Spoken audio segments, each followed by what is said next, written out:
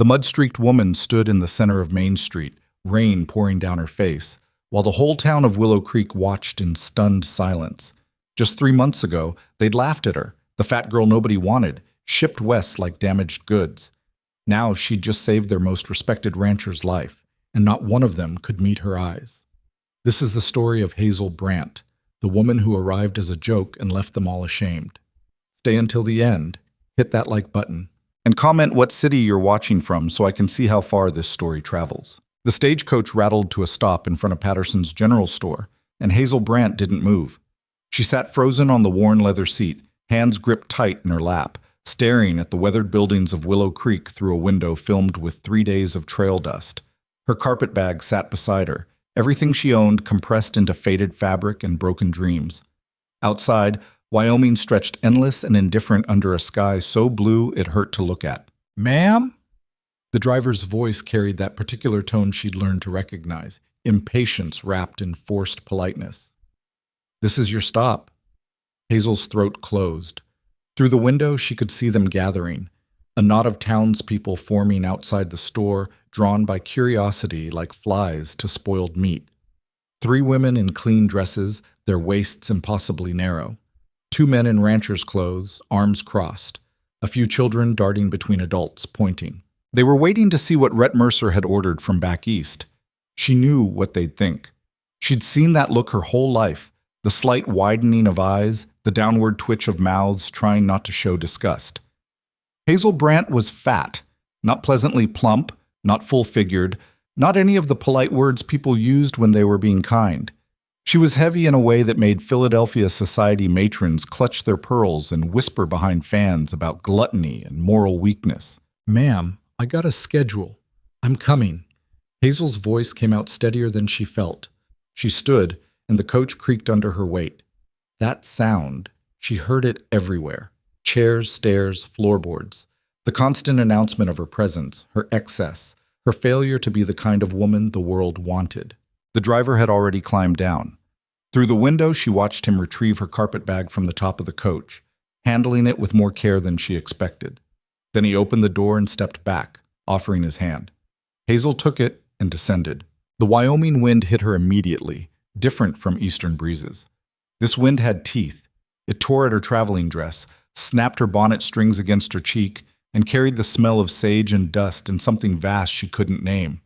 The town stretched before her, a single rutted street lined with false-fronted buildings, everything raw and unfinished compared to Philadelphia's brick elegance. And they were staring. "That her?" A woman's voice, not quite quiet enough. "Must be."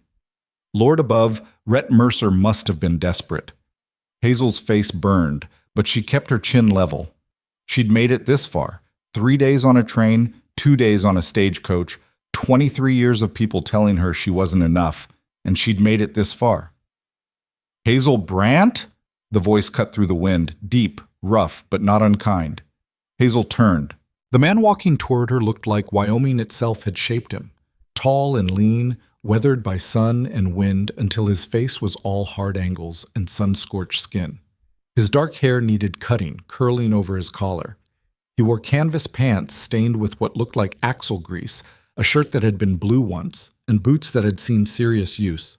His hat was pulled low, shadowing his eyes. This was Rhett Mercer, the man who'd placed an advertisement in the Philadelphia Gazette, looking for a wife. The man whose simple words had pulled her halfway across the country. "Come as you are. I'm not asking for perfect." He stopped 3 feet away, and Hazel waited for it, the moment his face would change. The flash of disappointment, the tightening around the eyes, the way men looked at her and found her wanting. It didn't come. Rhett looked at her the way he might look at another rancher, or a horse, or the horizon. Assessing, but not cruel. His gaze traveled from her face to her practical traveling dress to her worn boots, then back up. Then he nodded once. "You made it." He reached for her carpet bag. "That's enough." The simplicity of those words hit Hazel like a physical thing. Not, "you'll do," not, "I suppose you're here now," not any of the conditional acceptances she'd braced herself for. Just, "You made it. That's enough." "I'm Rhett Mercer." He adjusted his grip on her bag. "Welcome to Willow Creek." "Thank you." Hazel's voice came out smaller than she wanted. I know who you are. Something that might have been a smile touched the corner of his mouth. Only expected one mail-order bride this month. Behind him, one of the women laughed, high and sharp. Hazel didn't turn to look, but Rhett's jaw tightened. He shifted, positioning himself between Hazel and the onlookers. My wagon's this way. He gestured down the street. Ranch is about 5 miles out. He started walking, and Hazel followed, her skirts kicking up dust. Behind them, the whispers started in earnest. Did you see? Poor Rhett. He must not have known. When a man's desperate enough, I suppose. Hazel's hands curled into fists, nails biting her palms. The same words, different voices. Philadelphia or Wyoming, it didn't matter. Fat women were always the joke, always the compromise, always the thing men settled for when they couldn't get what they really wanted. Ignore them. Rhett's voice was quiet, meant only for her. He didn't slow his stride, didn't look back. Town's full of people with too much time and too little sense. I'm used to it, Hazel said, and hated how true that was. Shouldn't have to be. The wagon waited at the end of the street, a working ranch wagon, bed-stained with old hay and what might have been blood. 2 horses stood patient in the traces, one gray, one brown, with a white blaze. Rhett loaded her carpet bag into the back, then turned to help her up. Hazel hesitated. The wagon seat sat high, and she'd need to put her weight on the step, in front of him, in front of anyone watching. Another moment of announcement, of taking up space, of being too much. It holds, Rhett said, reading her pause with uncomfortable accuracy. Built it myself. Over-engineered it, probably. Thing could carry half a ton without complaining. He wasn't mocking her. The realization hit Hazel with surprising force. He was just stating a fact, removing her concern without making her feel worse for having it. She took his offered hand, rough with calluses, strong, and climbed up. The wagon didn't creak, didn't groan, didn't announce her failure. She settled onto the seat, and Rhett swung up beside her with easy grace. 5 miles, he said again, gathering the reins. We'll be there before dark. He clicked to the horses, and they moved forward. Willow Creek fell away behind them as they headed into open country, and Hazel felt something in her chest loosen slightly. Out here, there were no watching eyes, no whispered judgments, just wind and sky and endless grass. They rode in silence for the first mile. Hazel studied the landscape, so different from Pennsylvania's green hills and dense forests. This was all openness, all exposure. Nowhere to hide. The mountains in the distance looked like broken teeth against the horizon. It's not pretty, Rhett said suddenly. Wyoming, not the way people mean when they say pretty, but it's honest. I like honest, Hazel said. Good. He adjusted his grip on the reins. Because I'm going to be honest with you now, and it might not be comfortable. Hazel's stomach dropped. Here it comes, she thought. The conditions, the rules, the ways she'd need to change to be acceptable. I need help, Rhett said, eyes on the road ahead. Ranch is too much for one person. My last hired hand left 2 months ago, said the isolation drove him crazy. I've been managing alone and I'm barely keeping up. Fences need mending, cattle need tending, and I'm about 1 bad week from losing everything I've built. He glanced at her, and his expression was serious but not unkind. I put that advertisement in the paper because I needed a partner, someone who could work, someone who wouldn't run when things got hard. He paused. I'm not asking you to be something you're not, but I am asking you to pull your weight. Can you do that? It wasn't what she'd expected. Hazel had braced herself for criticism about her appearance, for demands that she lose weight or dress differently or learn to be more appealing. Instead, he was asking if she could work. I don't know, she said honestly. I've never done ranch work, but I'm willing to learn. That's all I need. Rhett nodded once, satisfied. We'll start tomorrow. Today, you just settle in. The ranch appeared as they crested a low rise, a cluster of buildings in a shallow valley, protected from the worst of the wind by a curve of hills. The main house was small but solid, built from logs and chinked with what looked like dried mud. A barn stood behind it, bigger than the house. Corrals spread out to one side, and Hazel could see cattle moving in the distance, dark shapes against the pale grass. It's not much, Rhett said as they descended toward it, but it's paid for and it's mine. Pride colored his voice, and Hazel understood it. This was what he'd built from nothing. This was why he needed help to keep it. The wagon rolled to a stop in front of the house, and Rhett jumped down. He tied off the horses, then came around to help Hazel descend. This time, she didn't hesitate as much. "I'll show you inside," he said, retrieving her carpet bag. "Then I need to check on the stock before dark." The house was cleaner than Hazel expected. One main room with a stone fireplace, a cook stove in the corner, a table with 2 chairs, and a few shelves holding supplies. 2 doors led off the main room, bedrooms, she assumed. "That's yours." Rhett pointed to the door on the left. "I'm on the right. You'll have privacy." He set her bag on the table and stood there, awkward for the first time since she'd met him. His hands flexed at his sides like he wasn't sure what to do with them. "I know this isn't—" He stopped, started again. "The advertisement, what I wrote. I meant it." Hazel looked at him. Really looked at him. He was younger than she'd expected, maybe 30, maybe less. The weathering made him hard to read, but his eyes were steady, dark blue, and there was something in them that might have been loneliness. "I'm not asking for perfect," he continued. "I'm not asking you to be anything but yourself. You work hard, you're honest with me, and we'll make this work, that's the deal." "What if I can't?" The question slipped out before Hazel could stop it. "What if I'm not strong enough or fast enough, or then we figure it out together?" Rhett cut her off, not unkindly. "You think I knew what I was doing when I started this place? I was a railroad worker from Colorado with more debt than sense. I learned. You will too." He moved toward the door, then paused with his hand on the frame. "There's food in the pantry. Make yourself at home. I'll be back before full dark." Then he was gone, boot heels thudding on the porch boards, leaving Hazel alone in this strange house, in this strange land with this strange man who looked at her like she was just a person. She stood in the center of the main room, listening to the wind rattle the windows, and felt something she hadn't felt in years. Hope. Fragile and tentative and probably stupid, but there. Hazel woke the next morning to the sound of someone moving around in the main room. She lay still for a moment, disoriented. The bed was narrow and the mattress was straw, nothing like her bed back in Philadelphia, and pale light filtered through a single small window. Wyoming. Willow Creek. Rhett Mercer's ranch. She sat up, wincing at the stiffness in her back from the long journey. The room was sparse, just the bed, a chest of drawers, and a washstand with a chipped basin. But it was clean, and it was hers. Hazel dressed quickly in her most practical dress, a brown calico that had seen hard use. She tied her hair back with a ribbon and tried not to think about how she looked. Out here, maybe it wouldn't matter as much. When she emerged, Rhett was at the stove, frying something that smelled like salt pork. He glanced up when she appeared. "Morning. Coffee's ready." There was coffee in a pot on the stove, strong and black. Hazel poured herself a cup and wrapped her hands around the warmth.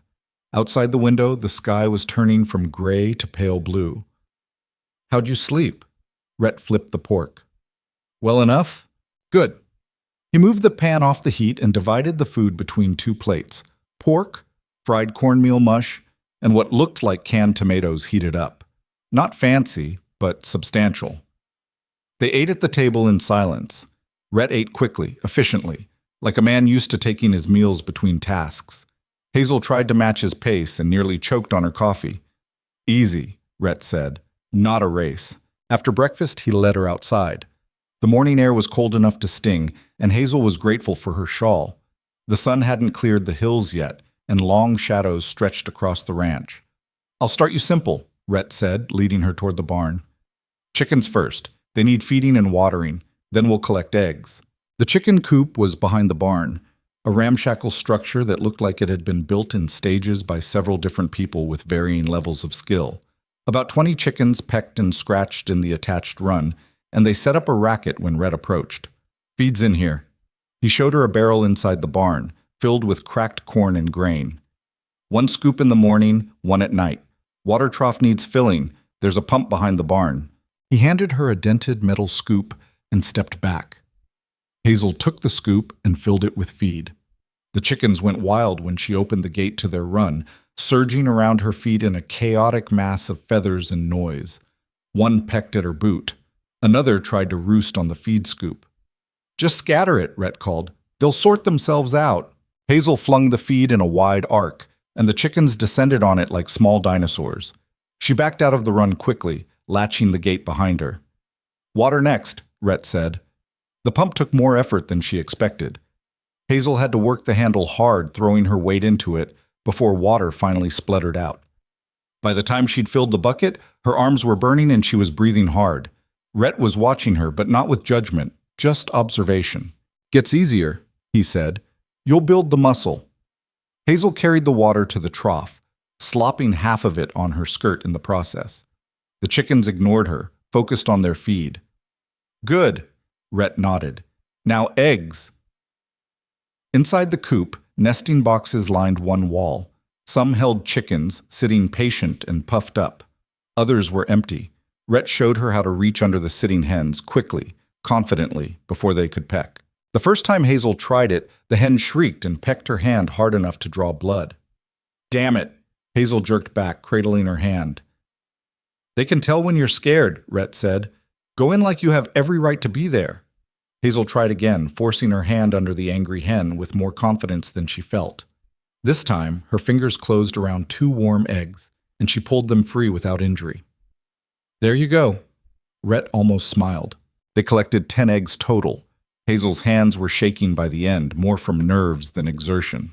But she'd done it. Tomorrow you'll do it on your own, Rhett said, heading back toward the barn. Now I'll show you the real work. The real work was mending fence. Rhett loaded tools into the wagon, post hole digger, hammer, bag of nails, wire, fence posts. Then they drove out to the south pasture, where a section of rail fence had fallen into disrepair. Cattle push against it, Rhett explained, surveying the damage. Break it down bit by bit. We need to replace these rails and reset the posts. He made it sound simple. It wasn't. Hazel had never done physical labor like this. In Philadelphia, she'd helped in the kitchen, done needlework, kept house, but this was different. This was hard. The post hole digger was a medieval torture device disguised as a tool. Rhett showed her how to drive it into the ground, how to work the handles to scoop out dirt, how to dig down deep enough for the post to hold. Then he handed it to her. Try it. The ground was harder than it looked. The digger bounced off on her first attempt, jarring her arms. Hazel gritted her teeth and tried again, throwing her weight behind it. This time, the blades bit in, barely. It took her 20 minutes to dig what Rhett could have done in 5. By the end, her hands were blistered, her back screamed, and sweat soaked through her dress despite the cool air. That's one, Rhett said, examining the hole. We need 4 more for this section. Hazel wanted to cry, or quit, or both. Instead, she picked up the digger again. They worked through the morning. Rhett did most of the heavy lifting, literally, but he kept giving Hazel tasks. Hold this post steady. Hand me that hammer. Pull this wire tight. Each task seemed simple on its own, but together they added up to exhaustion Hazel had never experienced. Her hands blistered, then bled. Her muscles trembled. She stumbled on the uneven ground and nearly fell. Twice she had to stop and bend over, gasping for breath, while the world spun around her. Rhett didn't comment. He just waited until she was ready to continue, then went back to work. By noon, Hazel's vision was swimming. She'd drunk all the water from the canteen Rhett had brought, and her mouth still felt like dust. Her dress was filthy, streaked with dirt and sweat. One of her sleeves had torn on the barbed wire. Let's break for lunch, Rhett said, even though the fence section wasn't finished. They sat in the wagon bed, eating the cold cornbread and dried beef Rhett had packed. Hazel's hands shook so badly she could barely hold the food. You did good, Rhett said after a while. Hazel laughed, harsh and bitter. I can barely stand up. Neither could I. First week I worked cattle. He took a long drink from the canteen. Body adjusts, give it time. What if it doesn't? Hazel stared at her ruined hands. What if I'm just not built for this? Rhett was quiet for a moment. When he spoke, his voice was careful. You think being thin would make this easier? The question hit Hazel like a slap. Her face burned. I know what people think, she said, low and angry. I know what you probably think, that I'm lazy, that if I just had more discipline, more control. I think you've been listening to idiots. Rhett cut her off. You want to know what I see? Hazel didn't answer. I see someone who traveled halfway across the country alone. Someone who's been working for 4 hours without complaining, even though it's clear you're hurting. Someone who got pecked by chickens and kept going. He gestured at the fence. That's not weakness. That's the opposite. His words settled into Hazel's chest, strange and uncomfortable. She didn't know what to do with them. The work is hard, Rhett continued. It's supposed to be hard. This is Wyoming, not Philadelphia.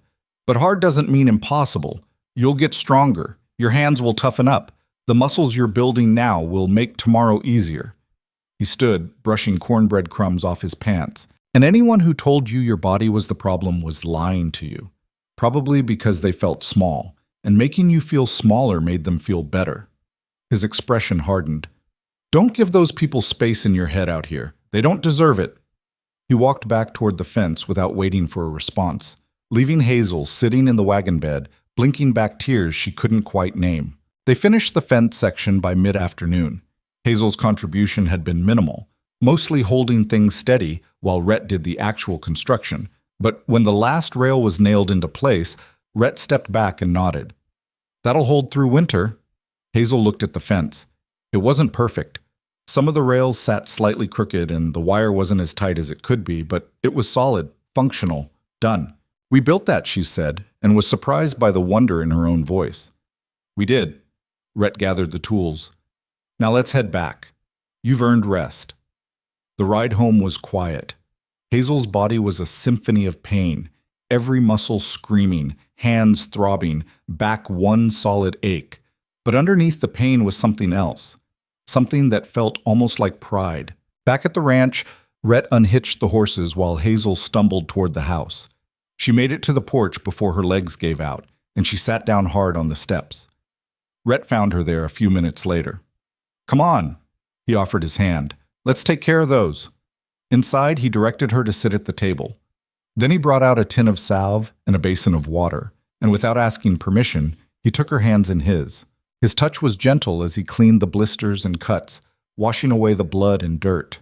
Hazel watched his face, concentrated, serious, like this was just another task that needed doing. This'll sting, he warned, then applied the salve.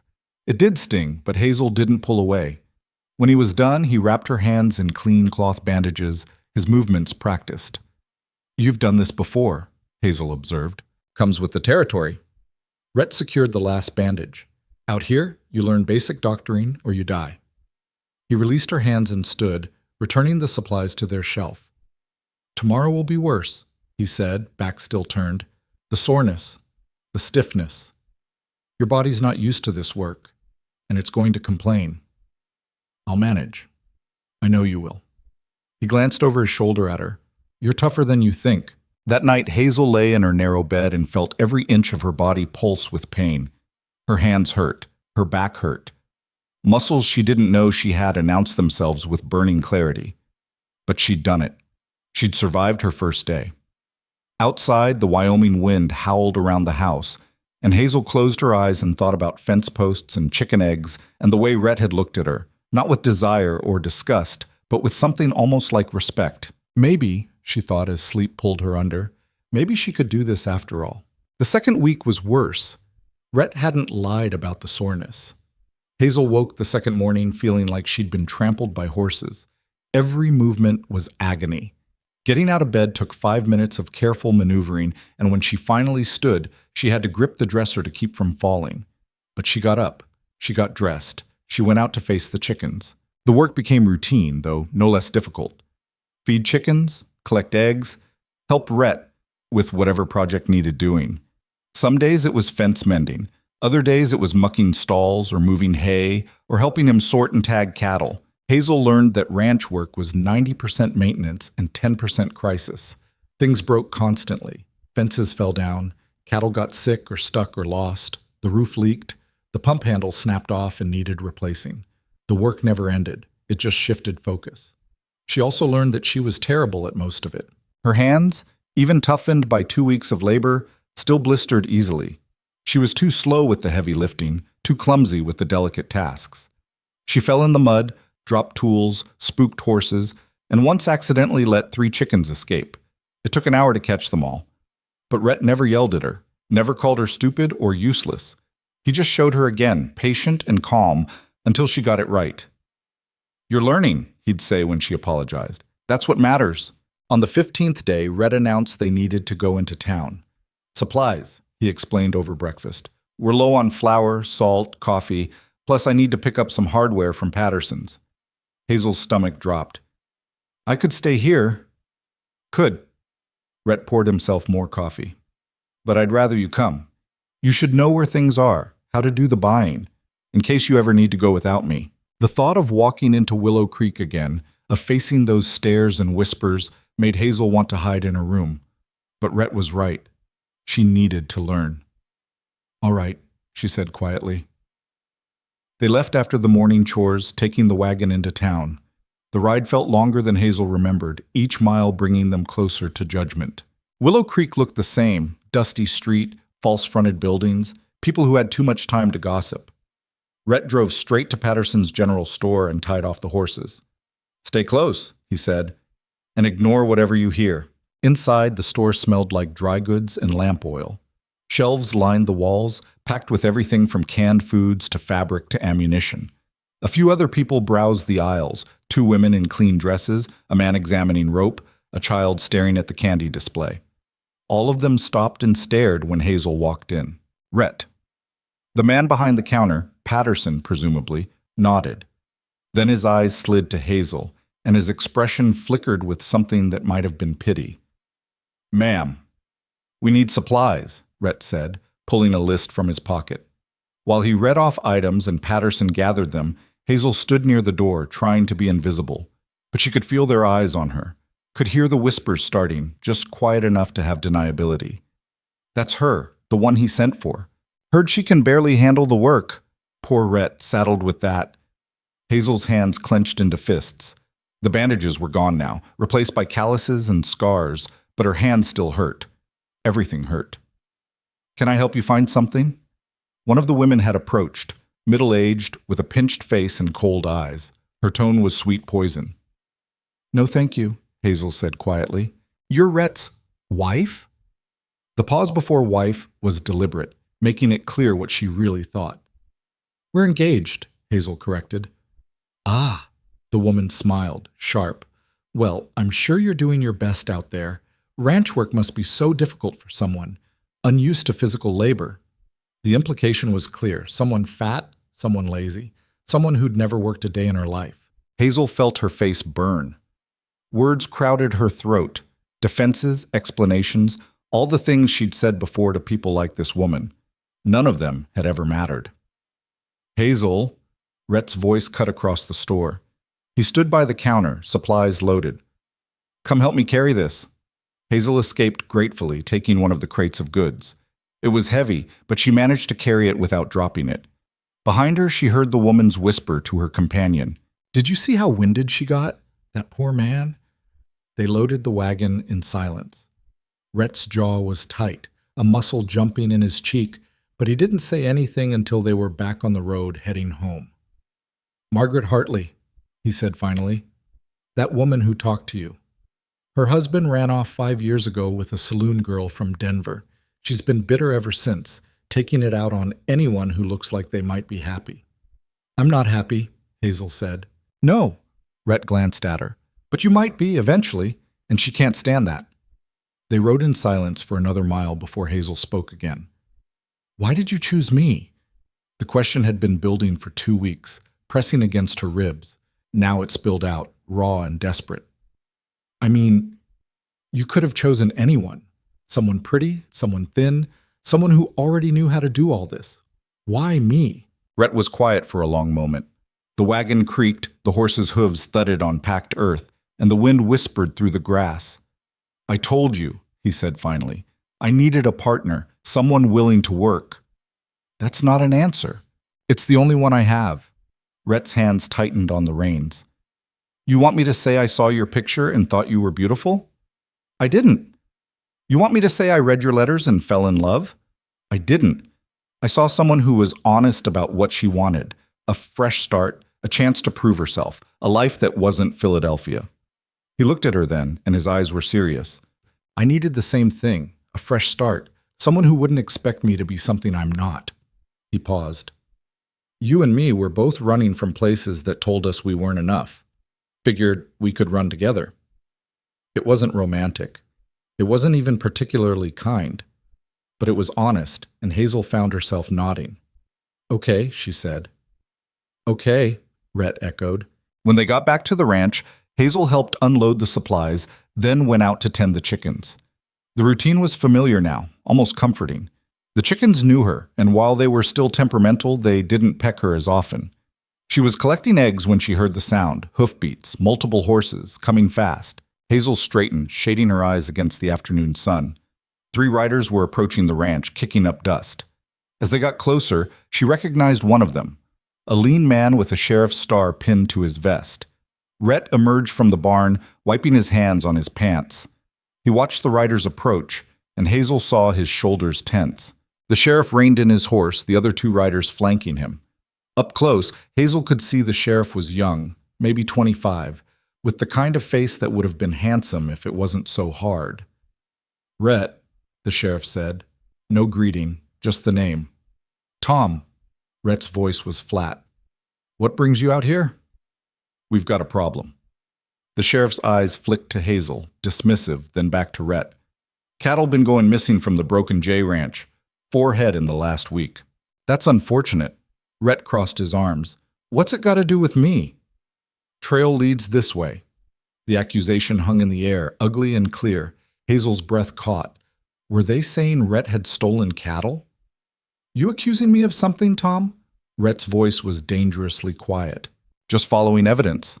The sheriff gestured to one of the other riders, who produced a piece of fabric, looked like it had been torn from a shirt. Found this caught on a fence near where the cattle were taken. Looks like that shirt you wore to town last week. Rhett didn't move, but Hazel saw his jaw clench.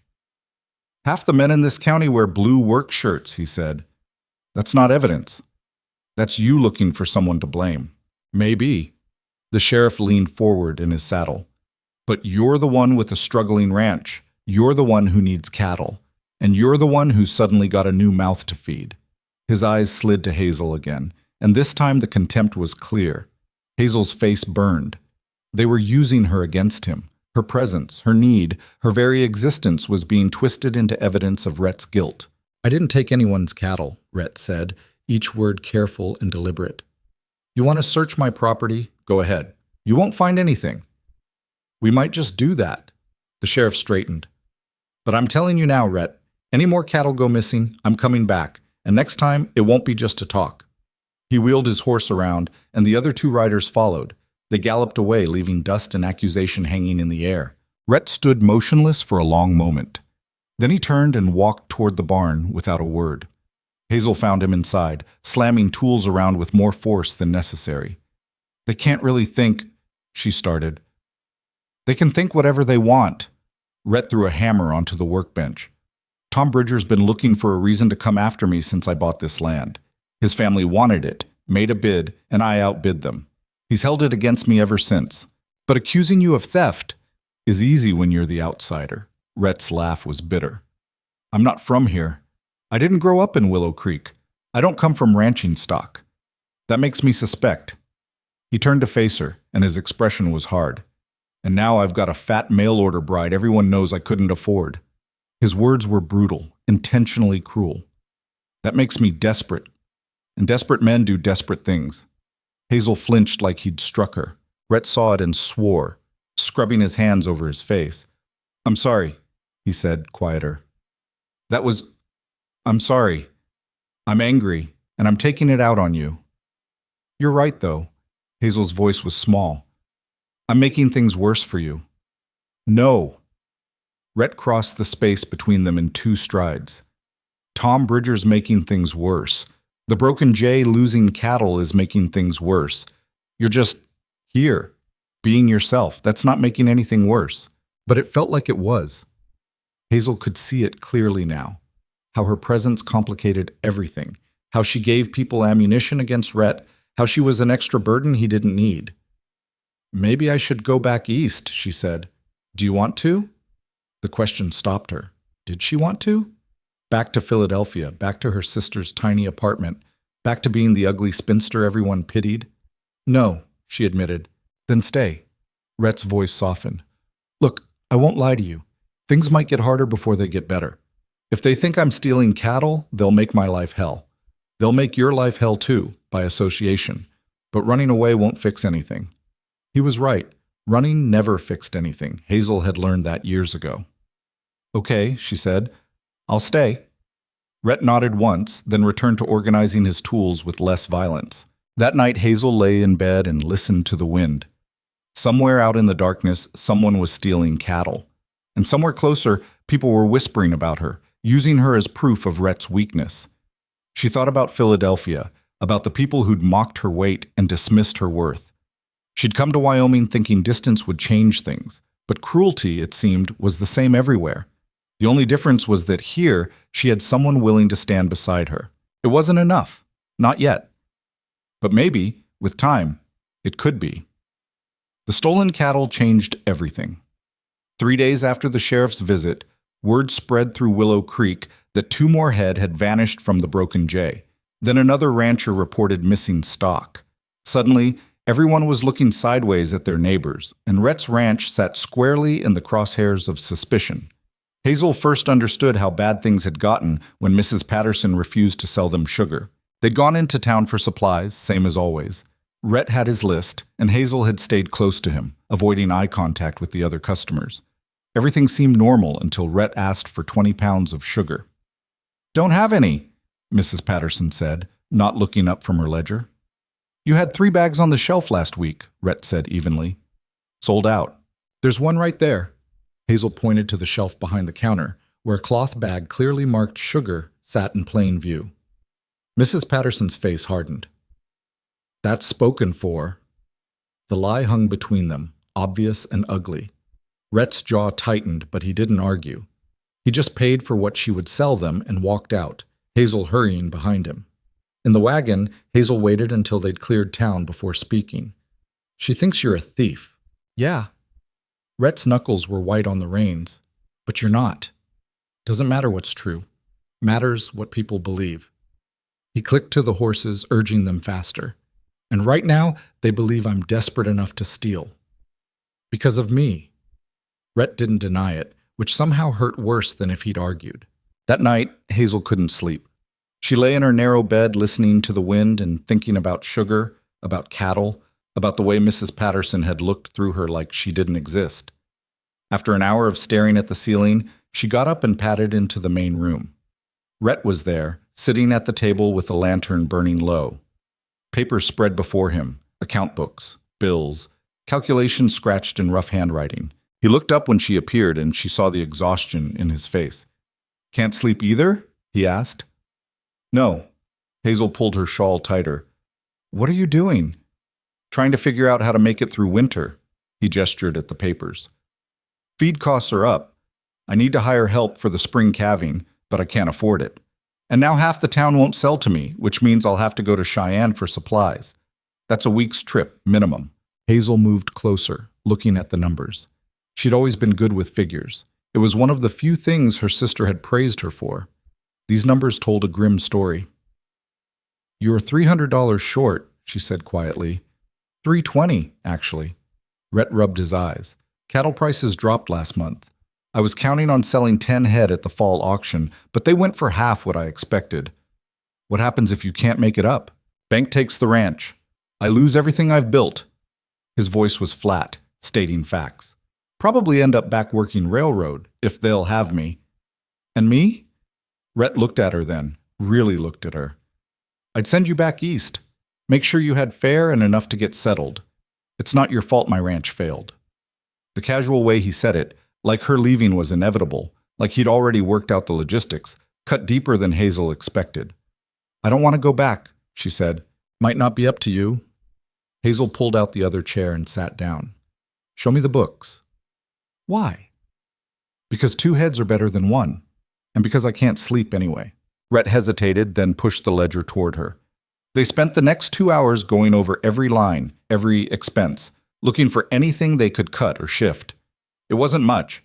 Rhett was already running lean, but Hazel found a few places where they could save. Different feed mix, slightly cheaper. Delaying some repairs until spring. selling 2 of the older chickens for meat. This gets us another $40, she said, tallying the final numbers. Not enough, but something. It's more than I had an hour ago. Rhett closed the ledger. Thank you. They sat in the lamplight for a moment, the house quiet around them except for the wind's constant whisper. Can I ask you something? Hazel said. Why ranching? You said you worked railroad before. That's steady pay, no risk. Rhett leaned back in his chair, and for the first time since she'd met him, he looked young, uncertain. My father was a railroad man, he said slowly. Worked the lines for 30 years. Broke his back laying track. Lost 2 fingers in an accident. Breathed in so much coal dust he couldn't take a full breath by the time he was 50. He died owning nothing but the clothes he wore and $2 in his pocket. His hands flexed on the table. I worked beside him for 5 years before he passed. Saw what that life did to him, to the other men. You give everything to the railroad, and it gives you nothing back except a broken body and an early grave. He paused.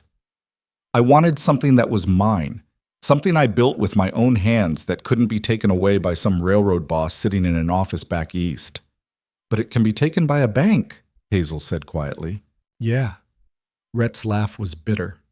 Turns out nothing's really yours. You just borrow it for a while. Hazel understood that. She'd spent her whole life being told her body wasn't hers either. It was public property, subject to commentary and judgment by anyone who saw it. At least Rhett had chosen his burden. We'll figure it out, she said, with more confidence than she felt. We? I'm here, aren't I? Might as well make myself useful. Something shifted in Rhett's expression, surprise maybe, or something close to gratitude. Yeah, he said. Yeah, I guess you are. The next morning brought the first real cold snap. Hazel woke to frost on the inside of her window and the kind of chill that sank into bones. She dressed in layers, pulling on a second petticoat under her dress and wrapping her shawl tight. Outside, the world had transformed. Everything wore a skin of ice, the pump handle, the chicken coop, the fence rails. The sky hung low and gray, promising snow.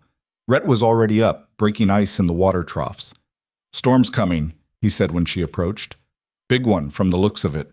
We need to bring the herd closer to the barn, make sure everything's secured.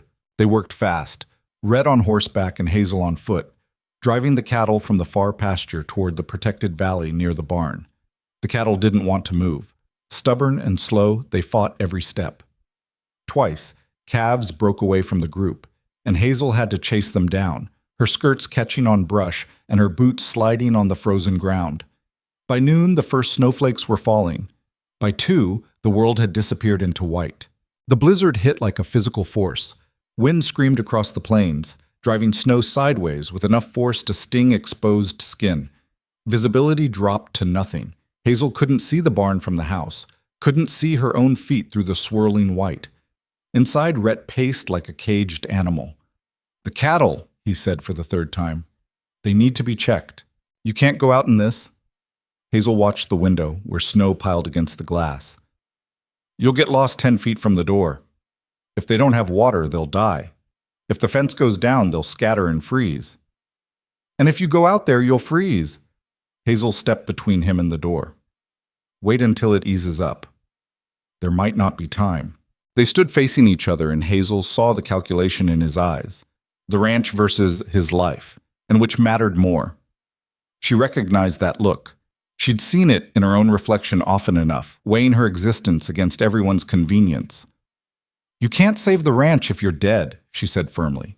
Rhett's hands clenched and unclenched. Then finally, he nodded and stepped back. The storm raged for 18 hours. They ate cold food because neither wanted to waste fuel on cooking. They took turns sleeping and watching the fire. Mostly, they listened to the wind tear at the house and wondered what they'd find when it stopped. When dawn finally came, gray and exhausted, the wind had dropped to a murmur. Snow lay 3 feet deep in the drifts, and the temperature had plunged so low that Hazel's breath froze in her lungs. Rhett was out the door before full light, wading through snow toward the barn. Hazel followed, struggling to keep up. The snow came up to her knees, sometimes her thighs, and each step was a battle. The barn had survived intact, thank God. The horses were fine, stamping and blowing in their stalls, but when they got to where the cattle should have been, they found disaster. The fence was down, 50 feet of rails scattered like matchsticks. And the cattle were gone. Rhett stood staring at the broken fence, his face carved from stone.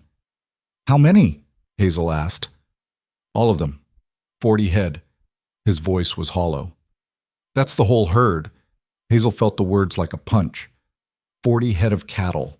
Rhett's entire investment, his future, his chance at keeping the ranch. Gone. "We can find them," she said. "Track them. In 3 feet of snow? They could be anywhere, scattered across 10 miles by now, or dead in a drift." Rhett turned away from the broken fence. "It's over." "No." Hazel grabbed his arm, surprising them both. "No, it's not over. We look. We try. We don't just give up." "You don't understand. I understand that you told me not to give up when I wanted to quit. When my hands bled and I could barely walk, you told me to keep going." She held his gaze. "So now I'm telling you, keep going." For a long moment, Rhett didn't move. Then something shifted in his expression, a crack in the stone, a flicker of something that might have been hope. "All right," he said quietly. "All right. We look." They spent the rest of the day searching.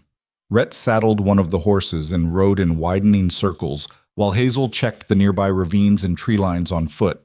The snow made everything difficult, hiding tracks, slowing movement, turning familiar landscape into alien territory. By late afternoon, they'd found nothing. Not a single cow, not even a clear trail. It was like the herd had simply vanished. They regrouped at the house as the sun was setting, both exhausted and frozen. "Tomorrow," Rhett said, peeling off his ice-crusted gloves. "We'll try again tomorrow." But Hazel saw the defeat in his shoulders, heard it in his voice. He didn't believe they'd find the cattle. He was just going through the motions because she'd asked him to. That night, Hazel lay awake again, thinking. 40 head of cattle didn't just disappear. They'd either scattered or someone had taken them. And if someone had taken them during the storm, while visibility was zero and no one would see... She sat up in bed, heart pounding. The rustling hadn't stopped. It had escalated. The next morning, she found Rhett in the barn and told him her theory. "You think someone drove off my cattle during the blizzard?" He didn't sound convinced. "Think about it. The fence was broken outward, not inward, like something pushed through it from this side, driving the cattle away. And the timing, right during a storm when no one could track them? That's a lot of effort for cattle rustling. Unless someone wants more than just cattle." Hazel leaned against the stall door. "Unless they want your land." Rhett went very still. "Tom Bridger. His family wanted this land. You said so yourself. What better way to get it than to ruin you? Make it look like you're the thief, and then buy the ranch when the bank takes it?" It sounded paranoid even to Hazel's ears, but Rhett's expression told her he was considering it seriously. "If you're right," he said slowly, "then my cattle are on Bridger land right now, being rebranded or hidden until they can be sold." "Can you prove it?" "Not without trespassing, and if I get caught on Bridger property, Tom will have me arrested." Rhett ran a hand through his hair. "Damn it!" They stood in silence for a moment, the impossibility of the situation settling over them like fresh snow. "What if I went?" Hazel said. "What?" "To the Bridger ranch, to look around." The idea was forming as she spoke, reckless and probably stupid. "Nobody's watching me. Nobody thinks I'm smart enough to cause trouble.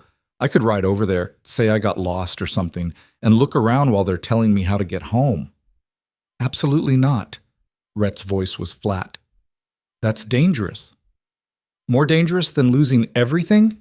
"Yes." He stepped closer, and his expression was serious. "You don't know these people, Hazel. Tom Bridger is not a good man. If he's behind this, if he's willing to steal cattle and destroy a man's livelihood, he won't hesitate to hurt you. But he won't expect me to be a threat. That's the advantage." Rhett shook his head, already dismissing the idea. "No, we'll find another way." But there was no other way, and they both knew it.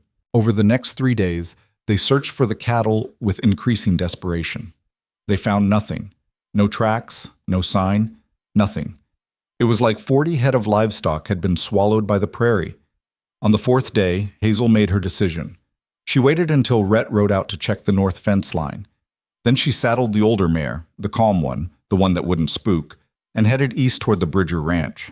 The ride took 2 hours through snow that was starting to compact and ice over. Hazel had never ridden this far alone, had barely ridden at all before coming to Wyoming, but she kept the mare steady and followed the landmarks Rhett had mentioned in passing. The Bridger Ranch appeared as she crested a low rise, much bigger than Rhett's place, with a large main house, multiple outbuildings, and extensive corrals. Smoke rose from the chimney, and she could see men moving around the barn. Hazel's courage almost failed her. What was she doing? She was a fat girl from Philadelphia who'd been in Wyoming less than a month. She had no plan, no strategy, just a desperate hope that she might see something useful. But she'd come this far. She rode down toward the ranch, and one of the men spotted her immediately. He called out, and 2 others joined him, all of them watching her approach with suspicion. "Help you?" The first man was older, weathered, with a shotgun hanging loose in one hand. "I'm sorry to bother you." Hazel tried to sound helpless, which wasn't hard. "I was riding from the Mercer Ranch and I think I got turned around. Is this the way back to Willow Creek?" The men exchanged glances. Recognition flickered in their eyes, the fat mail-order bride everyone had heard about. "You're a long way from Mercer's place," the older man said, "and going the wrong direction for town." "Oh no," Hazel let distress color her voice. "I'm terrible with directions. Everything looks the same out here." One of the younger men laughed, not kind but not hostile either. "City girl, huh?" "Philadelphia," Hazel confirmed. "I'm still learning." While they talked, her eyes scanned the visible corrals. Mostly horses, some sheep, but beyond the main barn she could see another structure, larger, with high walls and a guarded door. "That's a long ride for someone who doesn't know the territory," the older man said. "Mercer know you're out here?" "He's checking fences. I wanted to surprise him by picking up supplies in town, but..." Hazel shrugged helplessly. "I got lost." It was a thin story, but they seemed to buy it. The older man jerked his head toward the south. "Town's that way. Follow the creek bed until you hit the main trail, then head west. Can't miss it." "Thank you so much." Hazel turned the mare, then paused. "That's a beautiful barn. Is it new?" "Built it last month," the younger man said with obvious pride. "Biggest in the county." "Could I see it? I'd love to tell Mr. Mercer about it. He's planning to expand his barn in the spring." She saw the older man's eyes narrow with suspicion, and Hazel knew she'd pushed too far. Time to retreat. "Actually, I should get going before it gets dark. Thank you for your help." She rode away before they could respond, keeping the mare at a steady walk until she'd crested the rise and dropped out of sight. Then she let herself shake. She'd seen it, though. The new barn with the guarded door. And she'd seen something else. Fresh brands on 3 of the horses in the near corral, the kind of rushed work that happened when you needed to change ownership marks quickly. They were rebranding stolen stock. She was sure of it. The ride back to Rhett's ranch seemed longer. The sun was setting, turning the snow orange and pink, and Hazel's hands were numb despite her gloves. She'd been gone for hours, and Rhett was going to be furious. She was right. He was waiting in the yard when she rode up, and his face was carved from fury and fear. "Where the hell were you?" He grabbed the mare's bridle before Hazel could dismount. "I came back and you were gone. No note, no word, just gone. I've been searching for 2 hours. Oh!" "I went to the Bridger Ranch," Hazel said. Rhett went very still. "You what?" "I went to look around, and I found something." She dismounted, her legs shaky. "They have a new barn, heavily guarded, and the horses in the near corral had fresh brands, sloppy work, like it was done in a hurry." "Jesus Christ, Hazel," Rhett's voice was rough. "Do you have any idea how dangerous that was?" "Yes." She met his eyes. "But it worked. They're rebranding stolen stock. I saw it." "You saw horses with brands. That doesn't prove anything." "No, but it's a start." Hazel's excitement was building despite the cold and exhaustion. "If they're rebranding horses, they're probably rebranding cattle too. Your cattle." Rhett scrubbed his hands over his face, and when he looked at her again, his anger had transformed into something closer to exhausted resignation. "You could have been hurt. You could have been killed. And for what? Even if you're right, we can't prove it. We can't search their property without a warrant, and Tom Bridger's brother-in-law is the judge." The weight of that truth settled over Hazel. He was right. Knowing and proving were 2 different things. Then what do we do? She asked quietly. I don't know. Rhett took the mare's reins. But you don't go back there. Promise me. Hazel nodded, though something in her chest rebelled at the promise. She'd found a lead, thin as it was, and giving up felt like failure. They led the mare to the barn in silence. Inside, Rhett untacked the horse with sharp, angry movements. I thought you'd left, he said suddenly, not looking at her. What? When I came back and you were gone, I thought you decided this was too hard, too much, and you'd headed back to town to catch the stage east. His hand stilled on the saddle. And I couldn't even be angry about it because I wouldn't blame you. The vulnerability in his voice surprised Hazel. I'm not leaving, she said. You should. Rhett set the saddle on its rack with careful precision. This is only going to get worse. The bank's going to take the ranch. The town already hates us, and now you're putting yourself in danger trying to save something that's probably already lost. So what? I should just give up? Go back to Philadelphia and let everyone be right about me? Let them say I couldn't handle it, couldn't make it, wasn't strong enough? Hazel's voice rose despite herself. I'm tired of running from places that don't want me, Rhett. I want to stand and fight for once. This isn't your fight. Yes, it is. She stepped closer, forcing him to look at her. You made it my fight when you chose me, when you brought me here and told me I was strong enough, when you treated me like a partner instead of a burden. So now we're in this together, whether you like it or not. They stood facing each other in the dim barn, the air thick with everything unsaid. Then Rhett's expression softened, just slightly. You're stubborn as hell, he said. So are you. Yeah. Something that might have been a smile touched his mouth. We're a pair, aren't we? That night they sat together at the table again, going over options that all led nowhere. But this time, there was a different quality to the silence between them. Something that felt almost like partnership, almost like trust. Outside, the wind picked up again and fresh snow began to fall. Winter was settling in hard, and their time was running out. But Hazel felt something shifting inside her, a hardening, a determination she'd never quite managed before. She was done being the girl everyone dismissed, done being the burden, the joke, the woman who took up too much space. If Willow Creek wanted to see her as weak, let them. She knew better now. And soon, they would too. The confrontation came 2 weeks later, and it happened in the worst possible place. Hazel had argued against going into town at all, but they needed supplies, real supplies this time, not just the odds and ends they could make do without.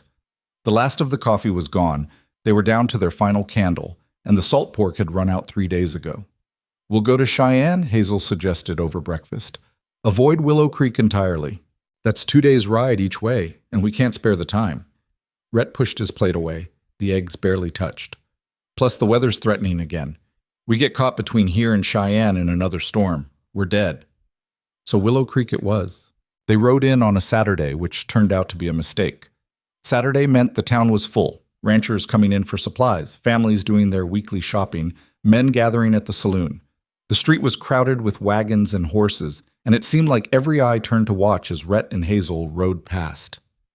The whispers started immediately, following them like a wake. That's Mercer, the one who lost his whole herd. Probably sold them himself, needed the money. Look at her, sitting up there like she belongs. Hazel kept her eyes forward, but her hands were shaking. Rhett's jaw was tight, a muscle jumping in his cheek, but he didn't react. They tied the horses outside Patterson's and went in together. The store was packed, at least a dozen people browsing the aisles or waiting at the counter. Conversation died the moment they entered. Mrs. Patterson looked up from serving another customer, and her expression curdled. We're busy, she said flatly. Come back another time. We need supplies now, Rhett said, pulling out his list. We'll wait our turn. Stores got the right to refuse service. The words hung in the air, ugly and final. Around them, people shifted, watching, waiting to see what would happen. You're refusing to sell to us? Rhett's voice was dangerously quiet. That's right, Mrs. Patterson crossed her arms. Don't want your kind of business here. My kind of business? You mean the kind where I pay in cash? I mean the kind where you steal from your neighbors and then have the nerve to show your face in public. The accusation rang out clear, and several people nodded. Hazel saw Margaret Hartley, the woman who'd cornered her on their first visit, standing near the fabric section with a satisfied smile. I haven't stolen anything, Rhett said, each word careful and controlled. No? Then where's your cattle, Mercer? 40 head don't just disappear in a storm, but they might disappear if a desperate man decided to sell them quick before anyone could ask questions. That's a lie. Hazel spoke before she could stop herself, her voice louder than intended. Someone stole his cattle. We know who, and we know where they are. The store went silent. Mrs. Patterson's eyes narrowed. That's a serious accusation, girl. You got proof? Hazel's mouth went dry. She had suspicions, half-glimpsed evidence, a theory that felt true but couldn't be proven. Nothing that would stand up to scrutiny. I saw... she started. She saw nothing, Rhett cut her off, his tone hard. And she shouldn't be speaking out of turn. The dismissal stung worse than any insult Mrs. Patterson could have thrown. Hazel's face burned as she looked at Rhett, but he wouldn't meet her eyes. See? Margaret Hartley moved closer, addressing the crowd like a performer. He can't even keep his own wife in line. What kind of man is that? The kind who steals, I'd say. The kind who's so desperate he'd do anything. Careful, Margaret. Rhett's voice had gone cold. You're getting close to slander. Is it slander if it's true? Everyone knows you're broke. Everyone knows you needed those cattle. And everyone knows they vanished right after Tom Bridger started sniffing around about the other missing stock. She smiled, sharp and mean. Convenient timing, don't you think? What I think, Rhett said slowly, is that you should mind your own business. Your business became our business when you started stealing. Margaret gestured to the other customers, gathering them into her narrative. We're a community here. We look out for each other, and we don't tolerate thieves. The crowd murmured agreement. Hazel saw people nodding, saw the way they looked at Rhett, not with suspicion anymore, but with certainty. They decided he was guilty, and nothing would change their minds. Get out! Mrs. Patterson pointed to the door. And don't come back. You're making a mistake, Rhett said. The only mistake here is thinking we'd let you get away with it. For a moment, Hazel thought Rhett would argue further. She could see the anger in him, coiled tight and ready to strike. But then his shoulders dropped, just slightly, and she recognized defeat. Let's go, he said to Hazel, turning toward the door. But Margaret wasn't done. Must be hard, she called after them. Settling for what you got? I mean, look at her. No wonder you needed to order a wife from back east. No woman here would have you. The insult was aimed at Rhett, but it hit Hazel like a physical blow. She froze, hand on the door, and felt every eye in the store on her body, judging, finding her lacking, laughing at the fat girl who thought she could start over. Margaret, Rhett's voice cut through the store like a knife. Shut your mouth. Oh, did I hurt her feelings? Poor thing. Maybe if she wasn't so... I said shut your mouth. Rhett turned back, and something in his expression made Margaret take a step back. You want to come after me? Fine. I'm used to it. But you leave her alone. Why? She's nothing special. Just another desperate woman who couldn't find a husband the normal way. Had to answer an advertisement like she was ordering from a catalog. I chose her. Rhett's words rang out clear and hard, silencing the store. Not because I was desperate. Not because I had no other options. I chose her because when I read her letter, I saw someone honest, someone who'd been told her whole life she wasn't enough, just like I was told I'd never amount to anything. And I thought maybe, out here, away from people like you, we could build something real. He moved to stand beside Hazel, and she felt his presence like a shield. She's worked harder in the last month than most of you have worked in a year. She's learned ranch work from scratch, in weather that would send half of you running back inside. She's got blisters on top of blisters, and she's never complained once. His voice carried an edge of steel. So yeah, I chose her, and I'd choose her again right now in front of all of you. The store was dead silent. Hazel couldn't breathe, couldn't move. Every word Rhett spoke seemed to settle into her chest, heavy and warm and strange. Margaret's face had gone red. Well, I never... That's the problem. You never think before you speak. You just run your mouth and hope you hit something that hurts. Rhett's expression was hard. But here's what you need to understand. I don't care what you think of me. I don't care what this town thinks. You've already decided I'm guilty, and nothing I say will change that. But if any of you come after her again, if anyone makes her feel small or worthless or unwanted, you'll answer to me. He took Hazel's hand, rough, calloused, strong, and pulled her toward the door. And when the truth comes out about who really stole that cattle, I'm going to remember every single one of you who stood here and called me a thief. They walked out together, Rhett's hand still gripping hers. Behind them, the store erupted into shocked conversation, but Hazel barely heard it over the pounding of her heart. Outside, Rhett released her hand and headed straight for the horses, his movements sharp and angry. Hazel followed, still trying to process what had just happened. "You didn't have to do that," she said as he untied his horse. "Yeah, I did." He didn't look at her, focusing on the knot. "They had no right to talk to you that way. They've been talking about me that way my whole life." "Well, they can't anymore, not here, not while I'm around." Finally, he met her eyes, and his expression was fierce. "I meant what I said in there, all of it." Hazel's throat closed. No one had ever defended her like that.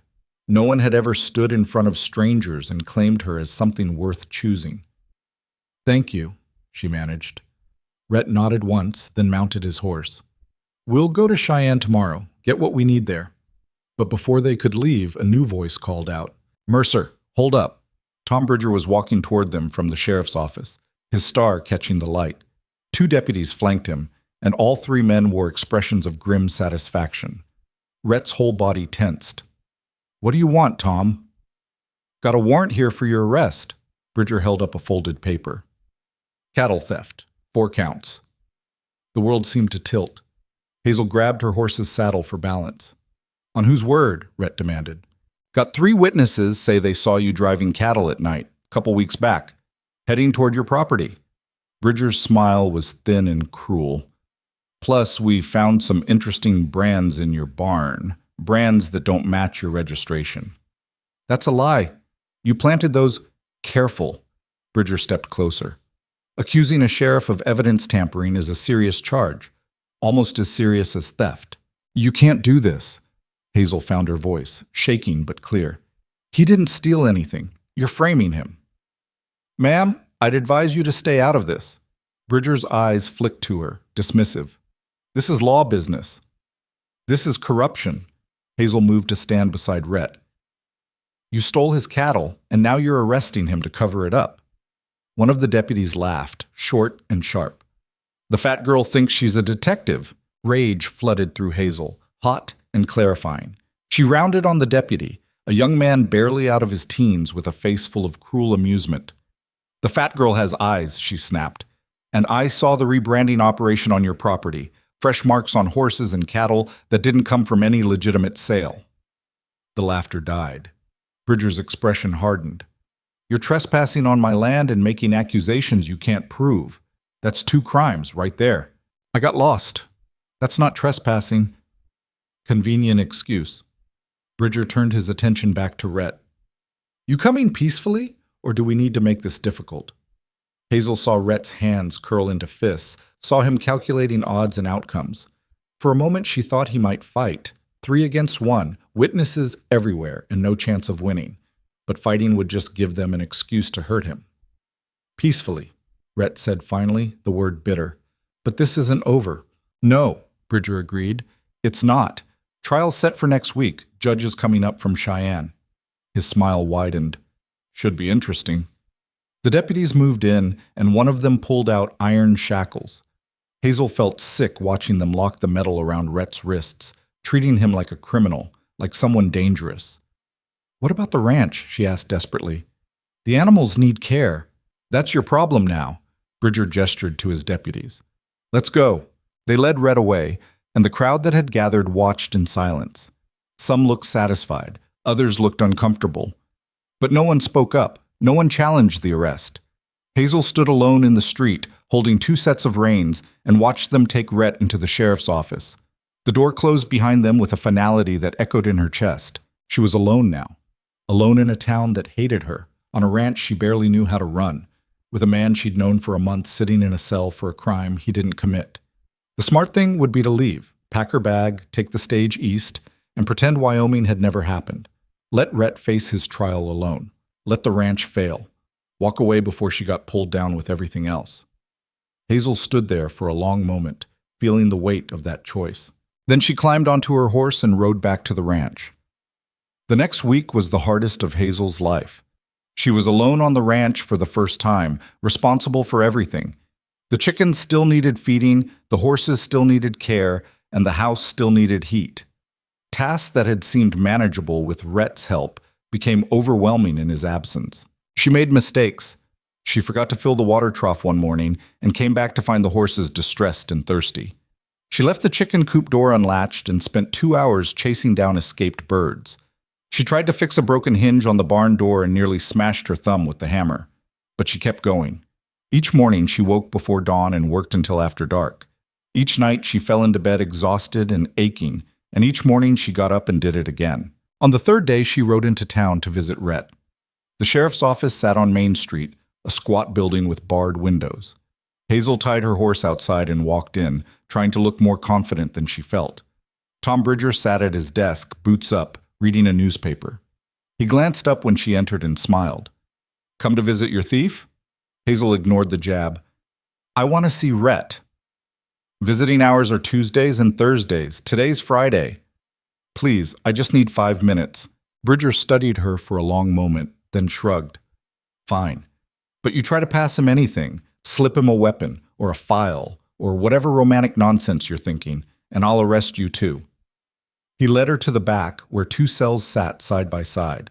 One was empty, the other held Rhett. He looked thinner than she remembered, his face drawn and tired. But when he saw her, something shifted in his expression. Relief, maybe, or surprise that she'd come.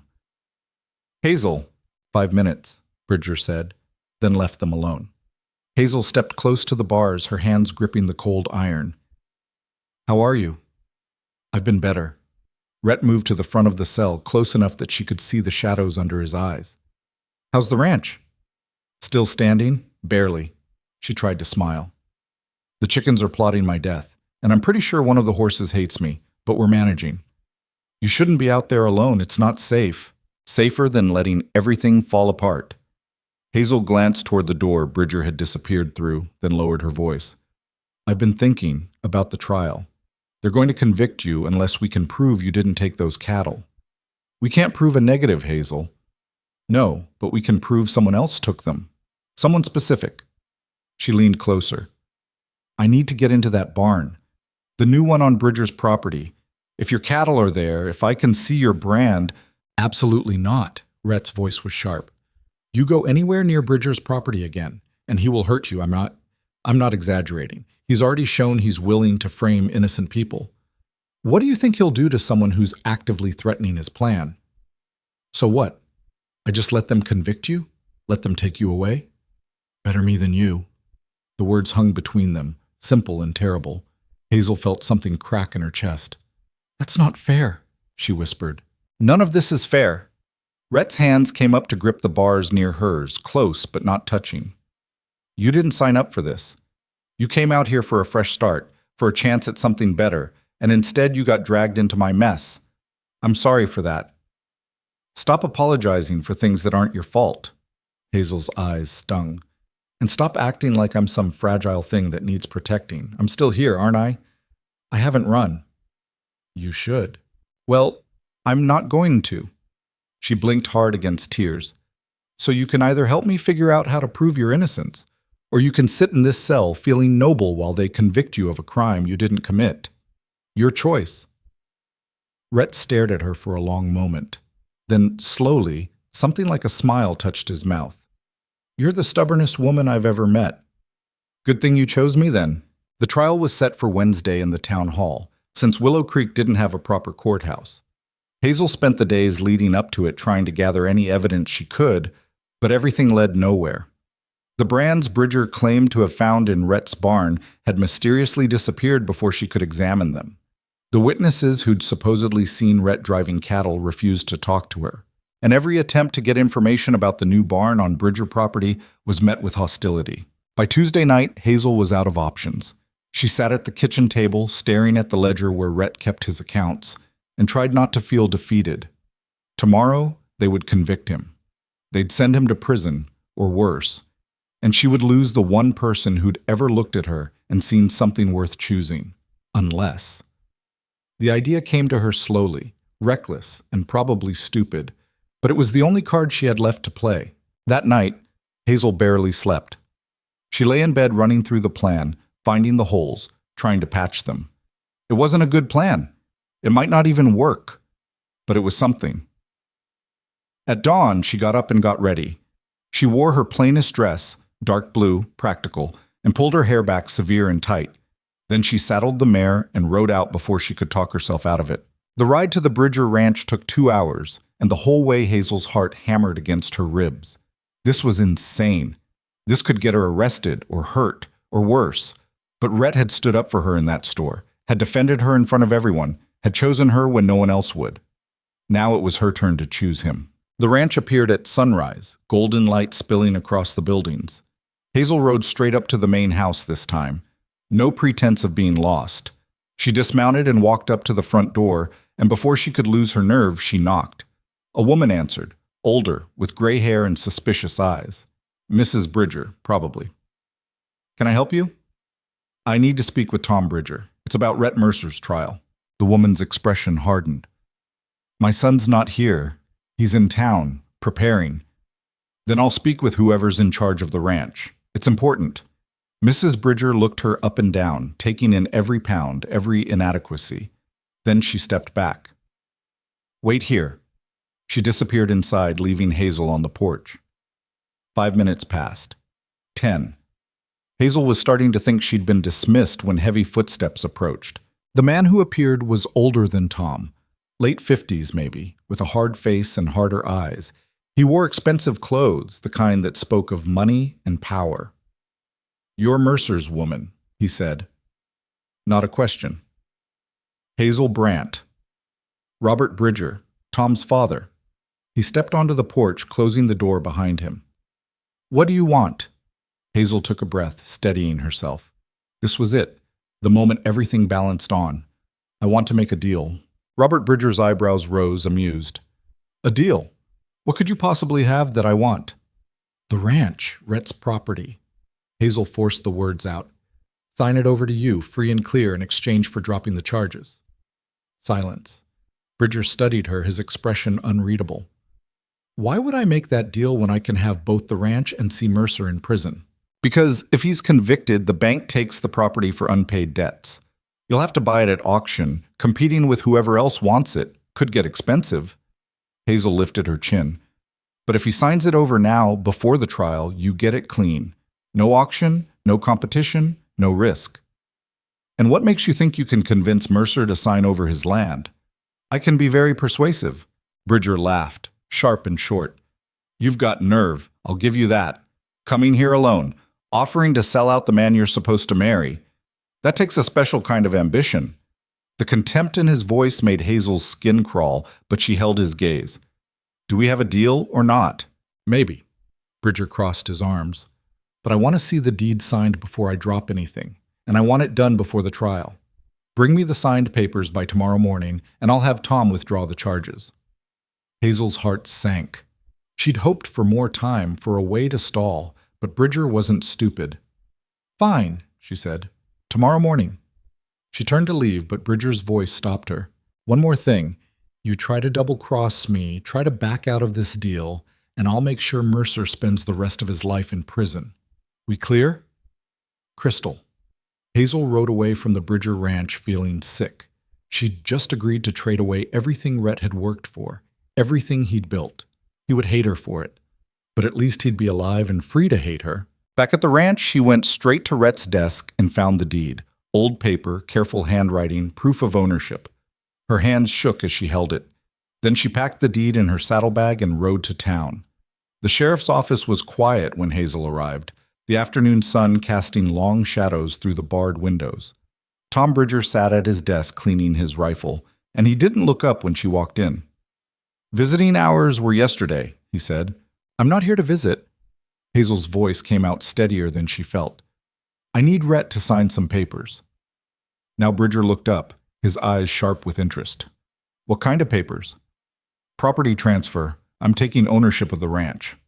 The lie tasted like ash. "Since he's going to prison anyway, might as well make it legal." A slow smile spread across Bridger's face. "Smart girl. Didn't think you had it in you." "Can I see him or not?" Bridger stood, still holding the rifle. 5 minutes, and I'm watching. He led her to the cells, and Hazel's heart twisted when she saw Rhett.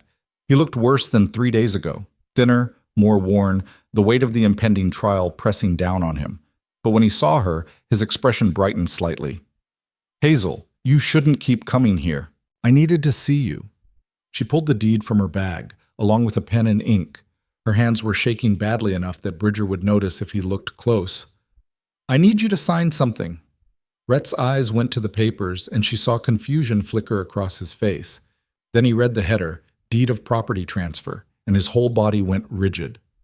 What is this? Just sign it. Hazel kept her voice low, urgent. Please, trust me. Trust you to what? Steal my ranch? Rhett's voice rose, anger coloring it. What the hell are you doing? I'm saving your life. Hazel glanced at Bridger, who was watching with obvious satisfaction. She needed Rhett to understand, but she couldn't say it plainly. The ranch is going to the bank anyway. At least this way, someone who cares about it gets it. Someone who cares? Rhett stared at her like she was a stranger. You're taking my land. The only thing I've ever owned. The only thing I've ever built. I know. Hazel's throat was so tight she could barely speak. And I'm sorry, but I need you to sign. Time's up, Bridger called from the doorway. Sign it, Hazel whispered desperately. Please, Rhett, just this once, trust me.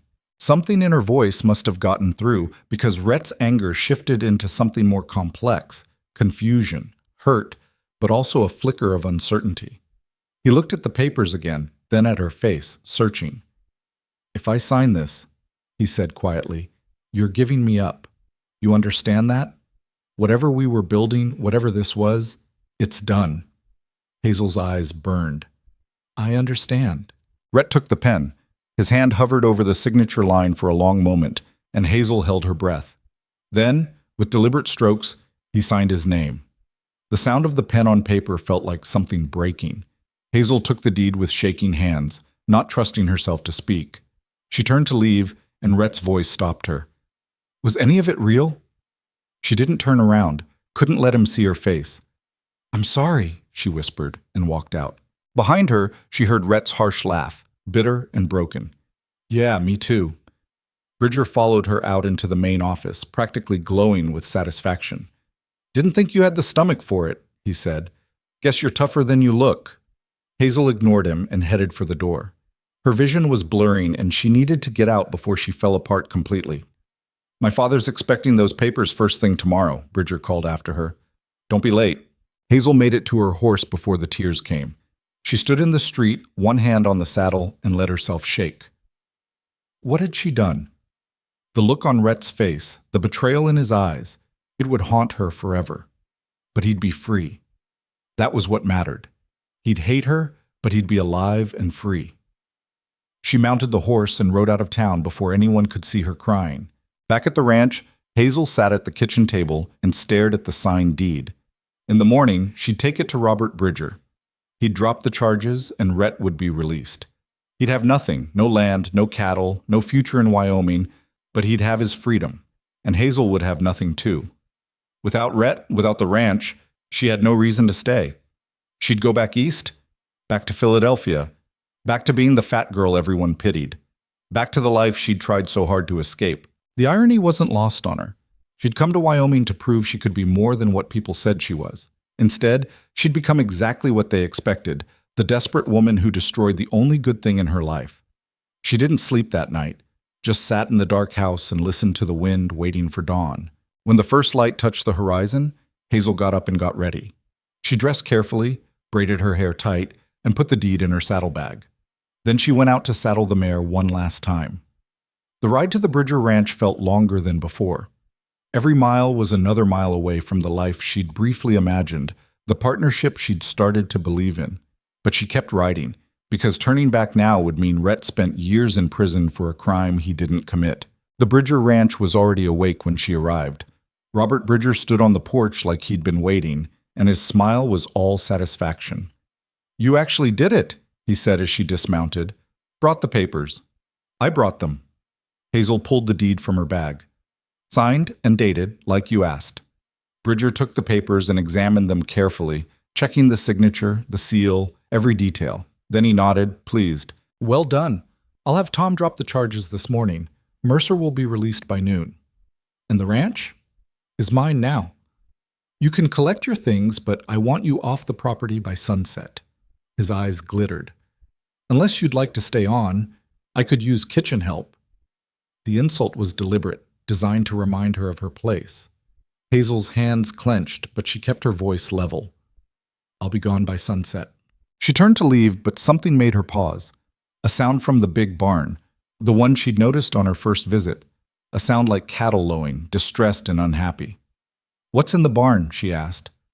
None of your concern anymore. Bridger folded the deed and slipped it into his jacket. You got what you came for. Now go. But Hazel didn't move. That sound, she knew it. Knew the particular pitch of cattle that had been moved too recently, that were stressed and confused. Those are Rhett's cattle, she said slowly. Aren't they? Bridger's smile didn't waver. Proof would be a useful thing to have. Shame you don't have any. I could go look.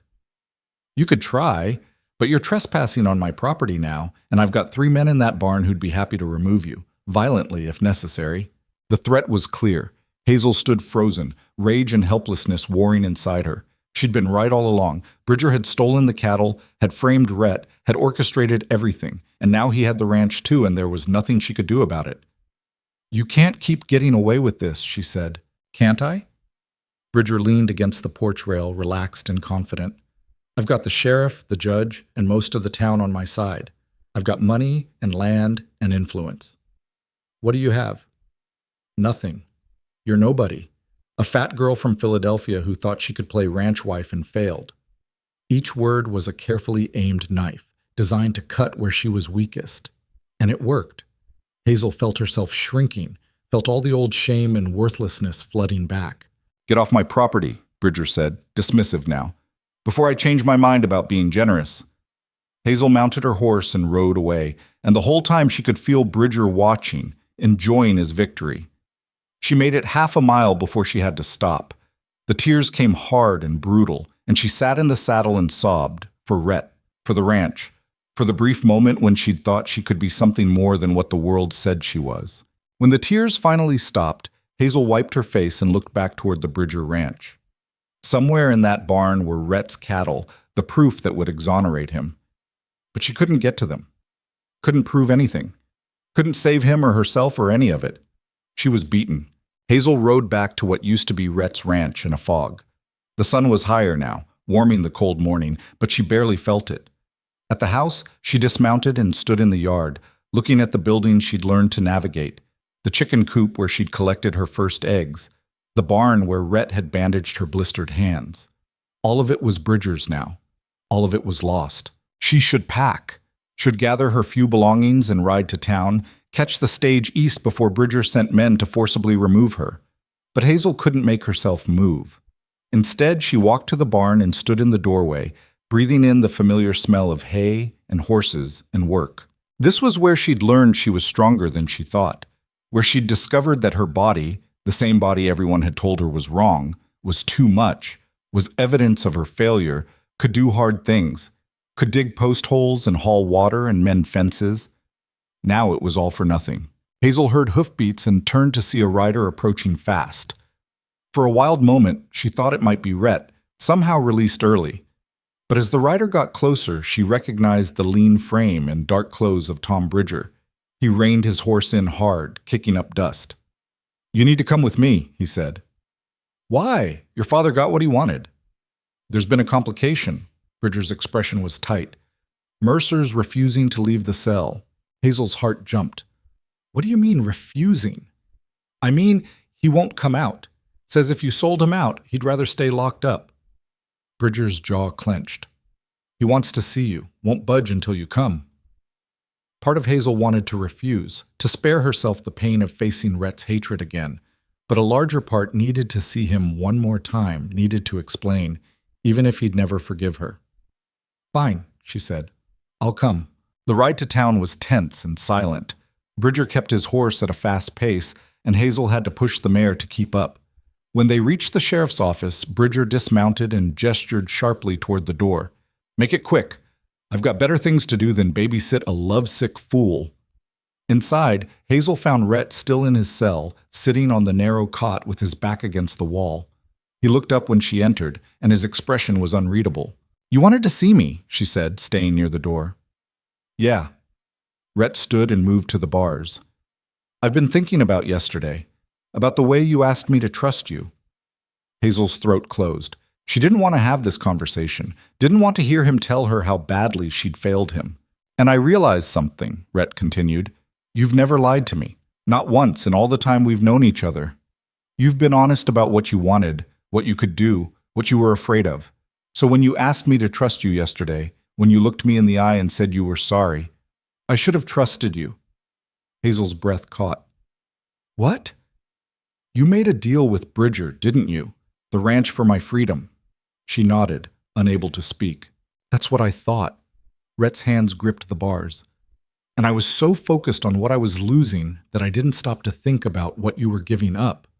You traded away your home, your future, everything, to save me. That's not betrayal. That's sacrifice." Tears spilled down Hazel's face. "You would have gone to prison. I know." His voice was soft. "And you couldn't let that happen, even if it meant I'd hate you for it. That's—" He stopped, emotion thickening his words. "That's the bravest thing anyone's ever done for me." "I'm so sorry," Hazel whispered. "I didn't know what else to do." "Don't apologize. I'm the one who should apologize. I should have trusted you from the start." Rhett's expression hardened with determination. "And I should have told you that I'm not leaving this cell." "What? Why not?" "Because accepting freedom at the cost of everything I worked for, everything we were building together, that's not freedom. That's just another kind of prison." He met her eyes. "I'd rather stay here and fight than walk away knowing I let Bridger win." "You can't fight from in there." "Maybe not. But I can refuse to play his game." Rhett's jaw set. "He wants me broken and grateful for whatever scraps he throws me. I won't give him that satisfaction."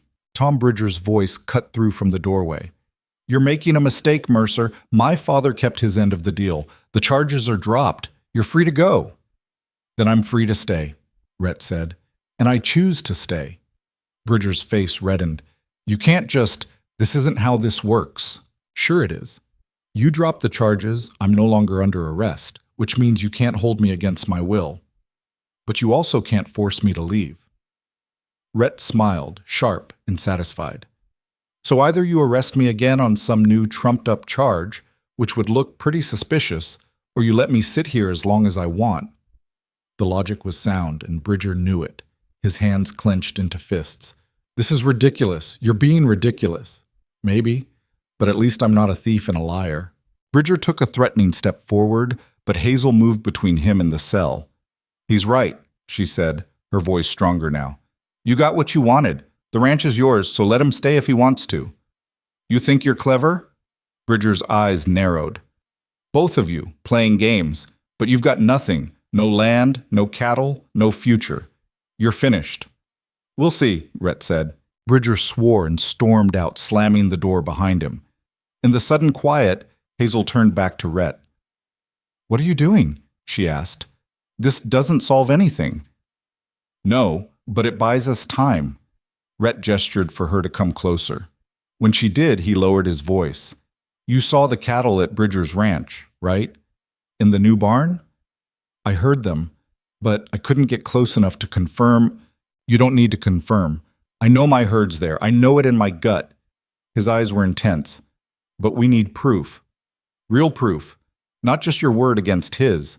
And we need it before he can move those cattle or rebrand them past recognition." "How?" "He's got men guarding the barn, and I'm banned from the property." "You are?" "I'm not." Rhett's smile was grim. "They think I'm beaten, that I've accepted defeat by sitting in this cell. They'll stop watching me, stop worrying about what I might do. And that's when we move." Hazel's heart was racing. "Move how?"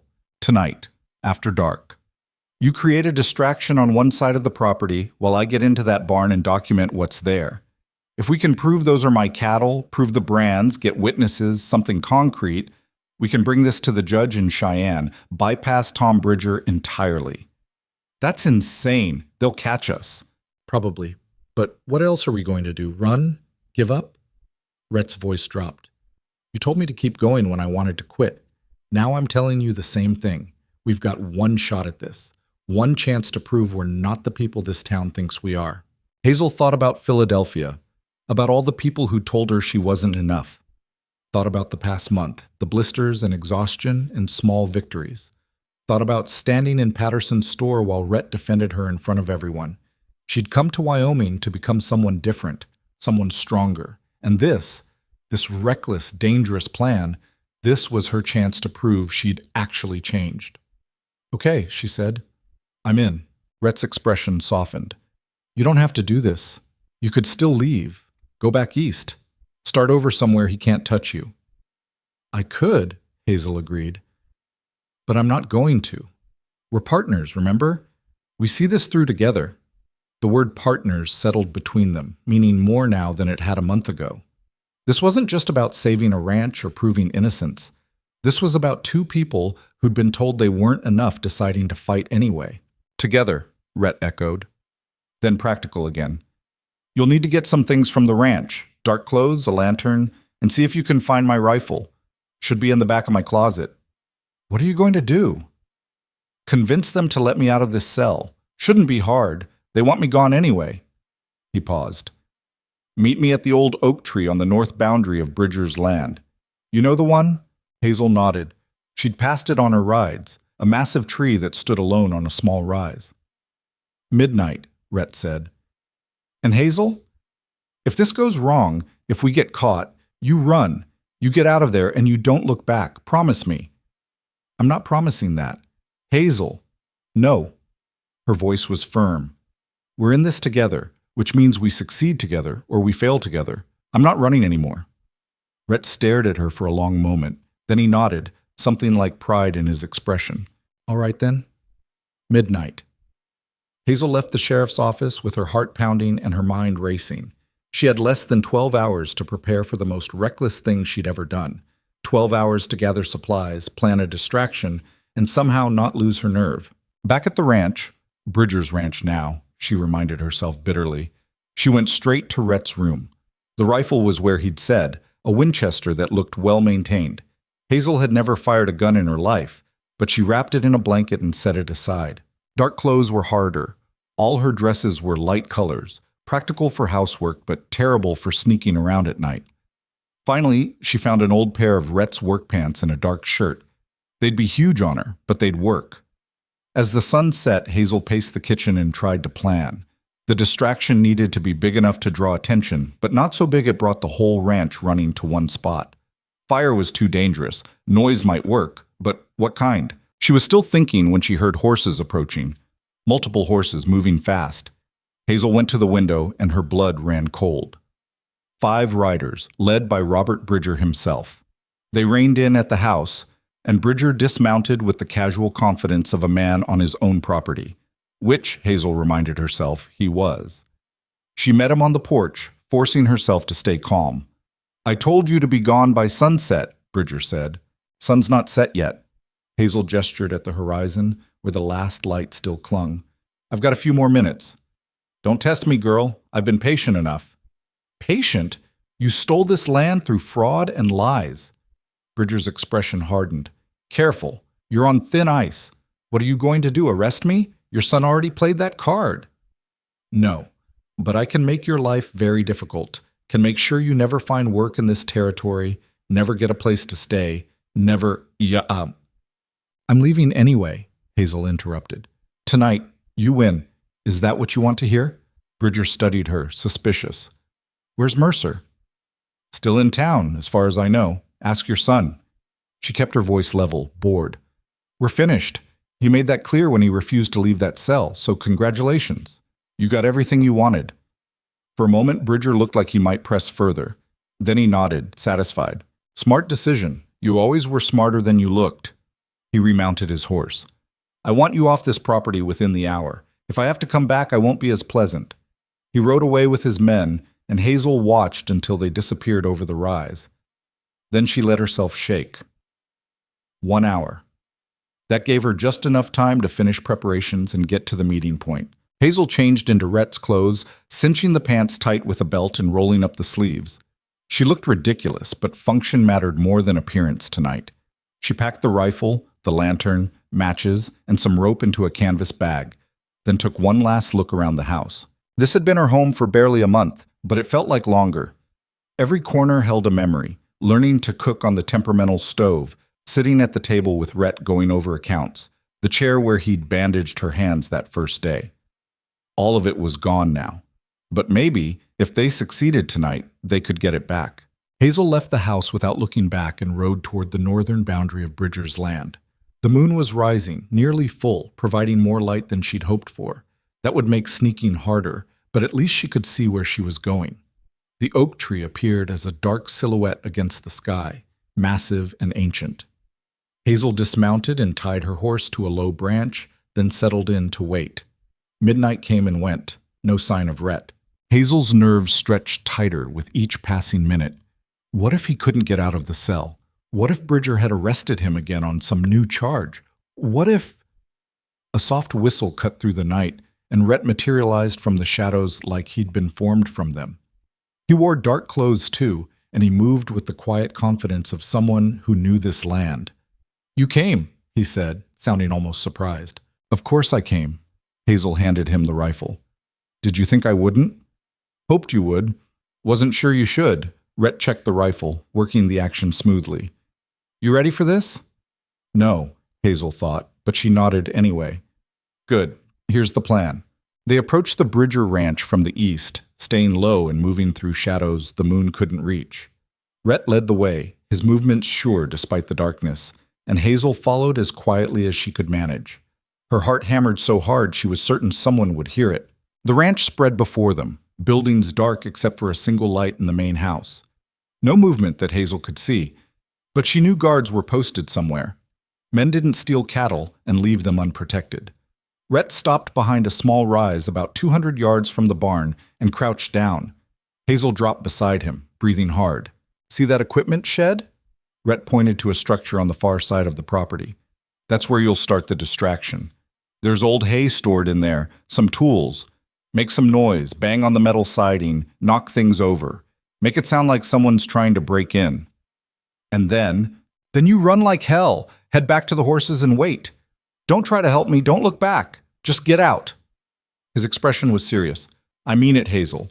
You hear shooting, you ride straight to Cheyenne and find the marshal. Tell him everything." "What about you?" "I'll be fine. I've done stupid things before." He almost smiled. This is just one more. Hazel wanted to argue, to tell him this plan was insane and they should find another way. But there was no other way. They both knew it. 15 minutes, Rhett said, checking his pocket watch. "Give me 15 minutes to get in position, then make all the noise you can." He squeezed her shoulder once, brief and warm, then disappeared into the darkness like smoke. Hazel watched him go and counted her breaths, trying to slow her racing heart. The 15 minutes felt like hours. Hazel kept her eyes on the barn, watching for movement, for guards, for any sign that they'd been spotted. The moon painted everything in silver and shadow, beautiful and treacherous. When she judged enough time had passed, Hazel moved. She stayed low, using the terrain for cover, working her way around the edge of the property toward the equipment shed. Twice she had to freeze when she heard voices, men talking somewhere near the main house, but they didn't come closer. The shed was unlocked, its door hanging slightly crooked on rusted hinges. Hazel slipped inside and let her eyes adjust. Shapes emerged from the darkness, old wagon wheels, shovels, coils of rope, and in the corner, several bales of ancient hay. She took a deep breath, said a silent prayer to whatever might be listening, and grabbed a shovel. The first strike against the metal siding rang out like a bell, shockingly loud in the quiet night. Hazel swung again, then again, creating a rhythm of chaos. She kicked over a stack of metal buckets, sending them clattering, grabbed a pitchfork and raked it across the corrugated wall. Shouts erupted from the direction of the main house. Footsteps running, getting closer. Time to go. Hazel bolted from the shed and ran, her borrowed pants tangling around her ankles, the two big boots slipping on her feet. Behind her she heard men yelling, saw the swing of lantern light. Someone fired a shot, high and wild, meant to scare more than hit. She didn't look back, just ran for the rise where they'd left the horses, lungs burning, legs screaming. The moonlight that had seemed so bright before now felt like a spotlight, exposing her every movement. More shots, closer this time. Hazel ducked instinctively and kept running.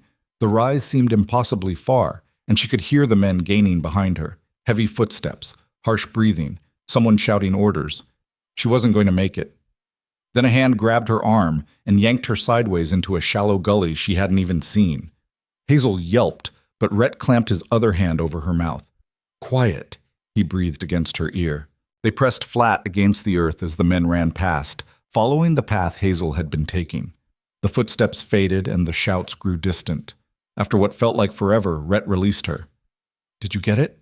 Hazel whispered. In answer, Rhett held up a small leather journal. Brand registry, founded in the barn office, has records of every animal they've rebranded in the last month, including dates and original marks. His smile was fierce. "This is proof, Hazel. Real, documented proof." "Then let's get out of here." They crawled through the gully until they were well away from the ranch, then ran hunched over until they reached the horses. Hazel's hand shook so badly she could barely untie the reins, but she managed it. They mounted and rode hard into the darkness, not slowing until the Bridger ranch had disappeared behind them. Only then did Rhett rein in, breathing hard. "You all right?" he asked. "I think so." Hazel's whole body was trembling with adrenaline. "That was insane, reckless. Could have gotten us both killed." Rhett tucked the journal into his jacket. "But it worked. Now what?" "Now we ride to Cheyenne, find the marshal, show him this evidence, and pray he's more honest than Tom Bridger." Rhett looked at her, his expression serious in the moonlight. "It's a long ride, 2 days minimum, and Bridger will figure out what we did pretty quick. He'll come after us. So we ride fast." "Hazel, don't cheat." She cut him off. "Don't try to send me away again. I'm seeing this through." Rhett studied her for a moment, then nodded. "All right, but we need to move now. They'll be organizing a search party." They rode through the night, pushing the horses as hard as they dared on unfamiliar terrain. The moon provided enough light to see by, but every shadow looked like a pursuer, every sound like hoofbeats behind them. Dawn found them 20 miles from Willow Creek, exhausted and sore. They stopped at a creek to water the horses and rest, though neither of them could sleep. Hazel's whole body ached, and the borrowed pants had rubbed her thighs raw, but she didn't complain. "Read me what it says," she said instead, gesturing at the journal. Rhett pulled it out and flipped through the pages. His expression grew darker as he read. They've been doing this for months, taking cattle from small ranchers, rebranding them, selling them in Cheyenne under Bridger's name. He looked up. "There's at least 15 different brands listed here, 15 ranchers they've stolen from. Will it be enough for the marshal?" "It should be. This is documentation in their own hand with dates and details." Rhett closed the journal. "Problem is getting it to the marshal before Bridger catches us." As if summoned by those words, Hazel heard something that made her blood run cold. Hoofbeats. Multiple riders, coming fast from the direction they'd traveled. "They found our trail," Rhett said, already moving toward the horses. "We need to go, now." They mounted and rode, but the horses were tired from the night's hard travel. The pursuers were fresh, and they were gaining. Hazel could hear them getting closer, 5 or 6 riders at least, maybe more. "There's a box canyon about 3 miles ahead," Rhett shouted over the sound of hoofbeats. "If we can reach it, we can hold them off until dark, then slip away." If they could reach it. The distance seemed impossible with exhausted horses and armed men closing in behind them. A shot rang out, and Hazel heard the bullet whistle past. They were in range now. "Faster!" Rhett urged his horse forward, and Hazel's mare followed, finding reserves of speed she didn't know the animal had. The canyon appeared ahead, a narrow cut between rock walls exactly like Rhett had described. They pounded toward it, and another shot cracked the air. This one struck rock near Hazel's horse, and the mare shied violently. Hazel grabbed the saddle horn, fighting to stay mounted. They made it into the canyon with the pursuers barely 50 yards behind. Rhett jumped from his horse and grabbed the rifle, taking up position behind a boulder. Hazel dismounted and pressed herself against the rock wall, trying to catch her breath. "Stay down," Rhett ordered, chambering around. The pursuers reined in at the canyon mouth. Hazel counted 7 men, all armed, all looking angry. Tom Bridger was at the front, his face twisted with rage. "Give back what you stole, Mercer," he called, "and maybe we'll let you live." "I didn't steal anything," Rhett called back. "But you did, and I've got proof. That journal's my property. You took it illegally. From a barn full of stolen cattle. I don't think the law's going to see it your way." Bridger's expression went cold. "Last chance. Hand it over, or we come in there and take it." "Try it," Rhett said, and fired a shot that kicked up dust near Bridger's horse. "See how that works out for you." The men scattered, taking cover behind rocks. For a moment there was tense silence. Then someone fired, and the canyon exploded with the crack of rifle shots echoing off stone walls. Rhett returned fire, careful and measured. Hazel pressed herself flat against the rock, hands over her ears, while bullets whined and ricocheted around them. The noise was overwhelming, and the acrid smell of gunpowder burned her nose. "They're trying to flank us," Rhett shouted. He fired again, and one of the men yelped and ducked back. "There's a path up the east side. If they get above us, we're finished." Hazel looked where he was pointing and saw the narrow trail leading up the canyon wall. 2 men were already climbing it, using the rocks for cover. "I need you to do something," Rhett said, not taking his eyes off the canyon mouth. "Back there, deeper in the canyon, there's a section where the walls are unstable, loose rock and scree. If you can get up there and start a rock slide, it'll block the path, stop them from getting above us." "What about you?" "I'll hold them here," he fired again. "But I need you to move now before they get into position." Hazel wanted to argue, wanted to stay where it was relatively safe, but she could see the men climbing higher, getting closer to the position that would let them fire down on Rhett's exposed back. She ran. The deeper canyon was exactly as Rhett had described. Walls of loose rock and scree held together by not much more than hope.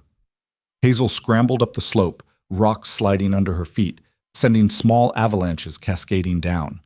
Behind her, the gunfire continued, a constant crack and echo. She reached a large boulder perched precariously on the slope and put her weight against it. It didn't budge. Hazel pushed harder, feet slipping on loose stone, and the boulder shifted slightly. One of the climbing men spotted her and shouted a warning. A shot rang out, striking rock near her head, and fragments stung her face. Hazel threw all her weight against the boulder, screaming with effort. For a moment, nothing happened. Then the boulder moved, tipped, and tumbled down the slope with gathering speed. It struck other rocks, which struck more rocks. And suddenly the whole section of wall was moving. A river of stone poured down the canyon, filling the air with dust and thunder. The 2 men on the path scrambled desperately, but the slide caught them, sweeping them down in a tangle of rock and screaming. When the dust settled, the path was gone. Buried under tons of stone, Hazel stood on the slope, shaking, staring at what she'd done. She'd meant to block the path, not bury anyone. But war didn't care about intentions. "Hazel!" Rhett's voice cut through her shock. "Get down here!" She scrambled back down and found Rhett still holding position. The remaining men had pulled back, regrouping. "Are they—" Hazel couldn't finish the question. "I don't know, maybe." Rhett's face was grim. "But you saved our lives. Those men would have killed us both." Hazel nodded numbly. She'd never hurt anyone before, never even imagined doing it. But this was survival now. This was what fighting back looked like. Another voice called out, but it wasn't Bridger this time. Older, rougher. "Mercer, this is Robert Bridger. My son's been hit. We're pulling back, but this isn't over." "Yes, it is," Rhett called back. "I've got the journal. I've got proof of everything you've done. Even if you kill me, it's going to come out. The marshal in Cheyenne will see it. The territorial governor. Everyone will know what you are." Silence. Then Robert Bridger spoke again, his voice carrying less certainty now. "What do you want?" "Justice. A fair trial. My property back." Rhett kept the rifle trained on the canyon mouth. "And you and your son in prison where you belong." "That's not going to happen." "Then we're at a standoff, because I'm not giving you this journal, and I'm not dying in this canyon." Rhett's voice went hard. "So you can ride away now and hope you make it out of the territory before I reach Cheyenne. Or you can try to rush us, and I promise you won't all walk away." More silence. Hazel held her breath, waiting. Then she heard horses, the sound of men mounting and riding away. Rhett didn't lower the rifle until the hoofbeats had faded completely. When he finally did, his hands were shaking. I can't believe that worked, he said. What if they're circling around, coming back? They might be, but Bridger's smart enough to know this is over. He's got a wounded son and 2 men buried under rock. The smart play is to cut his losses and run. Rhett looked at Hazel, and his expression softened. You did good. I know that wasn't easy. I hurt people. Hazel's voice came out small. Maybe killed them. You survived. There's a difference. He moved to her, put a hand on her shoulder. Out here, sometimes survival means doing hard things. Things that haunt you. But you did what you had to do, and I'm grateful for it. Hazel nodded, but the weight of what had happened sat heavy in her chest. She'd come to Wyoming to prove she was strong. She just hadn't realized how much strength would cost. They waited another hour before venturing out of the canyon, making sure the Bridgers were truly gone. Then they continued their ride to Cheyenne, moving faster now with the knowledge that pursuit had ended. For now. The territorial marshal's office sat on the main street of Cheyenne, a sturdy building that looked like it could withstand a siege. Rhett tied the horses outside and helped Hazel down. She was so stiff from riding that she could barely walk. Inside, a man sat behind a desk, middle-aged with a thick mustache and sharp eyes. He looked up when they entered, and his gaze took in their dusty clothes, Hazel's borrowed pants, the exhaustion on both their faces. Help you folks? I need to report a crime, Rhett said. He pulled out the journal and set it on the desk. Cattle theft, fraud, and attempted murder, all committed by Robert and Tom Bridger of Willow Creek.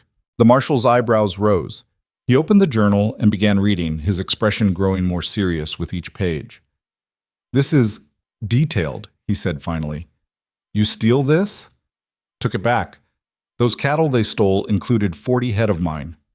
Rhett explained everything, the missing cattle, the false arrest, the deal Hazel had made, the raid on the barn. The marshal listened without interrupting, his fingers drumming on the journal. When Rhett finished, the marshal sat back. That's quite a story. You got any proof beyond this book? The cattle are still in that barn, or they were 2 days ago. You can check the brands. Some of them will still show my mark underneath the new one. Rhett gestured at Hazel, and she witnessed the rebranding operation. The marshal looked at Hazel, assessing. That true, ma'am? Yes, sir, Hazel said. I saw horses with fresh brands, sloppy work, and I heard cattle in that barn when I wasn't supposed to. The marshal flipped through the journal again. I'll need to investigate. Ride out to Willow Creek, examine the evidence, talk to witnesses. Could take a week or more. And in the meantime, Rhett asked. In the meantime, you two find somewhere to stay. Don't leave town. He closed the journal. If this pans out the way you say, the Bridgers are in serious trouble. But if you're lying, if this is some kind of vendetta or fabrication, you'll be the ones in trouble. Understood? Understood, Rhett said. They found a boarding house on a side street, run by a widow who asked no questions when Rhett paid for 2 rooms in advance. Hazel collapsed on the narrow bed and slept for 14 hours straight, dreamless and heavy. When she woke, the sun was setting again. She washed her face in the basin, changed into one of her own dresses, wrinkled but familiar, and went downstairs to find Rhett. He was sitting in the boarding house parlor, staring out the window at nothing. Any word? Hazel asked. Not yet. Marshall said he'd send word when he knows something. Rhett looked at her, and his expression was tired. Could be days, could be weeks. So we wait. Yeah, we wait. They sat together in the fading light, not talking, just being present. Hazel thought about everything that had led them here. The advertisement in the Philadelphia paper, the stagecoach ride, the first time she'd seen Rhett's face, all the small moments that had built into this impossible situation. I'm sorry, Rhett said suddenly. For all of it. You came out here for a fresh start, and I gave you nothing but trouble. You gave me more than that. Hazel looked at him. You gave me a chance to be someone different, someone who could do hard things, someone worth choosing. You were always worth choosing. Rhett's voice was quiet. I just helped you see it. The words settled into Hazel's chest, warm and certain. For the first time in her life, she believed them. The marshal's investigation took 9 days. 9 days of waiting, of watching the street for news, of wondering if the Bridgers had fled or if they were gathering their own evidence and lies. 9 days of Hazel and Rhett existing in a strange limbo, neither together nor apart, just suspended in uncertainty. On the morning of the 10th day, the marshal appeared at the boarding house. "It's done," he said without preamble. "Found the cattle, confirmed the brands, talked to 4 other ranchers who've been hit. The Bridgers tried to clear out the barn before I got there, but they didn't move fast enough." He pulled out an official-looking document. "I've issued warrants for both Robert and Tom Bridger. Cattle theft, fraud, false imprisonment. They'll stand trial." Hazel felt her knees go weak with relief. "And the ranch? Property deed obtained through fraudulent means is invalid. Ranch reverts to Mercer." The marshal handed Rhett the document. "Congratulations, you got your land back." After the marshal left, Rhett and Hazel stood in the boarding house hallway, holding the paper that said everything was theirs again. "We won," Hazel said, like she couldn't quite believe it. "We did." Rhett looked at her. "Because you wouldn't give up. You kept fighting when I wanted to quit." "We kept fighting," Hazel corrected. "Together." They rode back to Willow Creek 3 days later, after the Bridgers had been arrested and transported to Cheyenne to await trial. The town looked the same, but everything felt different. People on the street stared as they rode past, but the stares held something new now. Not contempt, something closer to uncertainty, or maybe shame. At Patterson's general store, Mrs. Patterson watched them enter with an expression that might have been embarrassment. "Heard what happened," she said stiffly. "With the Bridgers." "Did you?" Rhett's voice was neutral. "If you need supplies," she gestured vaguely at the shelves. "We can do business." It wasn't an apology, but it was close enough. Rhett bought what they needed: sugar, salt, coffee, all the things they'd been refused before. Mrs. Patterson wrapped each item carefully, not meeting their eyes. At the door, Rhett paused. "For what it's worth," he said, "you all should be ashamed. Not because you thought I was guilty. People make mistakes. But because you were so quick to believe it, so ready to think the worst of someone you barely knew." He left without waiting for a response, and Hazel followed him out into the street where Margaret Hartley was standing with 2 other women.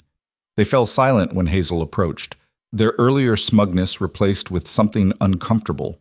Hazel stopped in front of Margaret, and the woman actually took a step back. "I'm not here to yell at you," Hazel said, "or demand an apology. I just want you to understand something. Every cruel word you said about me, every joke about my body, every implication that I wasn't good enough, none of that was true. I came out here and I worked harder than I've ever worked. I learned things I never thought I could learn. I helped save a ranch and prove a man's innocence." She moved closer, and Margaret's eyes widened. "So the next time you see a woman who doesn't look the way you think she should, who doesn't fit your idea of what's acceptable, maybe think twice before you decide she's worthless, because you have no idea what she's capable of." Hazel walked away feeling lighter than she had in years. She didn't need Margaret's acknowledgement, didn't need the town's approval. She'd proven herself to the only person who mattered: herself. The ranch welcomed them back with the indifference of land that didn't care who claimed it. The chickens still needed feeding, the fences still needed mending. The work continued, endless and necessary, but it felt different now.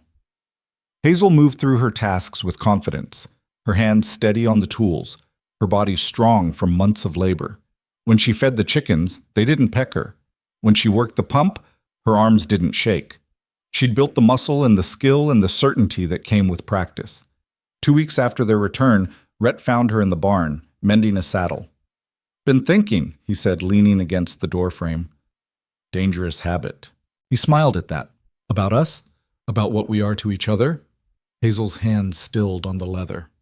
"What about it?" "We started this as a business arrangement, partnership, 2 people trying to survive." Rhett moved closer. "But somewhere along the way it became more than that, at least for me."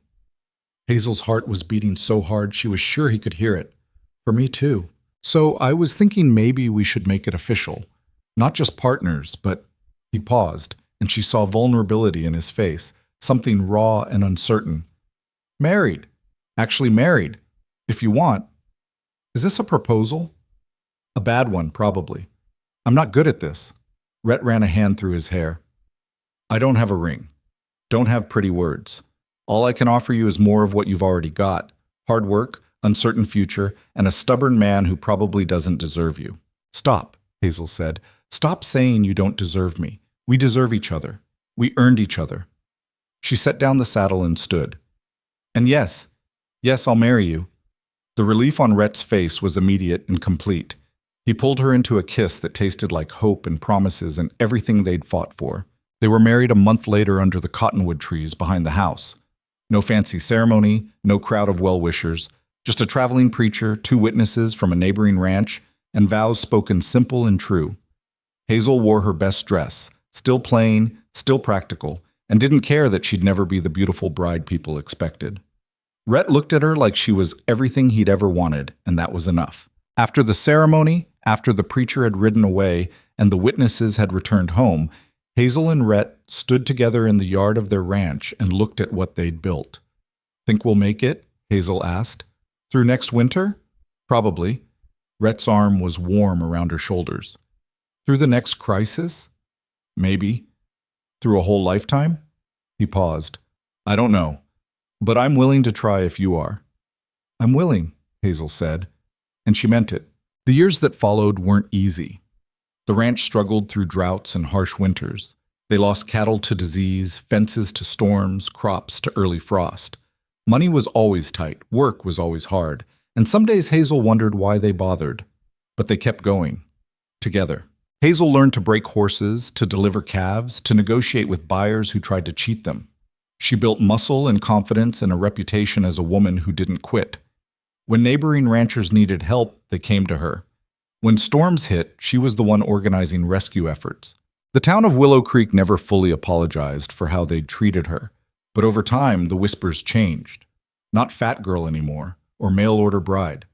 Instead, Mercer's wife. The one who helped catch the Bridgers. The woman who could work as hard as any man and think faster than most. It wasn't the acceptance Hazel had once craved, but it was respect, earned through sweat and stubborn refusal to be defeated. And that meant more. Margaret Hartley never spoke to her again, which Hazel counted as a blessing. Mrs. Patterson grew civil, though never friendly. The town learned to treat the Mercers with cautious respect, and that was enough. 5 years after that first desperate stagecoach ride, Hazel stood in the yard and watched a young woman step down from a wagon. The girl was thin and nervous, carrying a single bag and looking around at the ranch with wide, frightened eyes. You the one who placed the advertisement? The girl asked. Looking for kitchen help? Hazel studied her.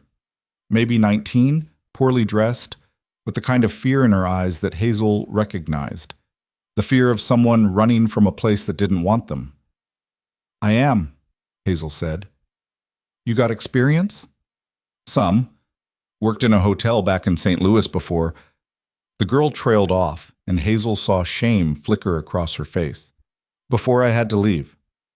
Running from something. The girl's chin lifted, defiant despite her fear. Running to something, fresh start, place where nobody knows me or what they say I did. Hazel smiled, recognizing herself in those words. Kitchen help pays room and board plus $30 a month. Works hard, hours are long, and winter's brutal. But it's honest, and nobody here will judge you for what you left behind. She gestured toward the house. Sound fair? More than fair. The girl's shoulders dropped with relief. Thank you. I won't let you down. I know you won't. Hazel took the girl's bag. Come on, I'll show you around.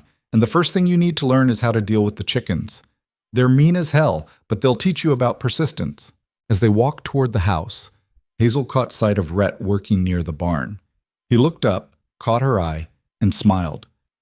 The same steady, certain smile he'd given her that first day when she'd stepped off the stagecoach, and he'd said simply, You made it. That's enough. She'd made it. They'd made it. Not because they were perfect or because the journey had been easy, but because they'd chosen each other and kept choosing each other, day after difficult day. And that, Hazel had learned, was what strength really meant. Not the absence of fear or pain or struggle, but the decision to keep going anyway. To wake up each morning and do the hard work of living, of building something worth keeping, of proving that the people who said you weren't enough were wrong. Wyoming had never been the promised land. The ranch had never been paradise. And Hazel had never transformed into someone else. But she'd discovered something better than transformation. She'd discovered that she'd been enough all along. The strength had always been there, buried under years of other people's judgments and her own doubt. Wyoming hadn't given her anything except the space to excavate it, the chance to use it, and a partner who'd believed in her capacity before she'd believed in it herself. That night, lying beside Rhett in the bed they'd shared for 5 years, Hazel thought about the girl she'd been.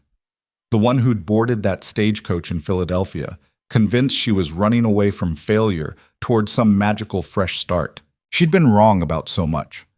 Fresh starts didn't exist. You carried your history with you, your scars and doubts and all the voices that told you to be smaller. But you also carried your capacity for growth, your stubborn refusal to quit, and the possibility that tomorrow could be different if you were brave enough to make it so. You awake? Rhett's voice was quiet in the darkness. Yeah. Thinking about something? Just how far we've come. Hazel turned to face him. You ever regret it? Placing that advertisement? Choosing me? Never. Rhett's hand found hers in the dark. Not once. You? Hazel thought about Philadelphia, about the life she'd left behind, thought about the hard years here, the struggle and pain and moments when she'd wanted to quit, thought about who she'd become in the process. No, she said, not for a second. And she meant it, every word. Because strength, she'd learned, wasn't about being chosen by others. It was about choosing yourself, again and again, day after day, in the small moments and the large ones. It was about looking at the work ahead and deciding you were worth the effort. Hazel Brandt had spent 23 years being told she wasn't enough. It had taken Wyoming, a stubborn cowboy, 40 stolen cattle, and a near-death experience in a box canyon to prove everyone wrong. But mostly, it had taken her. Her refusal to quit. Her willingness to try. Her slow, painful discovery that worth wasn't something granted by others. It was something claimed, fought for, and defended. The wind rattled the windows, the same Wyoming wind that had screamed across Willow Creek the day she'd arrived. But now, lying in her own house, on her own land beside a man who'd chosen her and been chosen in return, that wind didn't sound threatening. It sounded like home.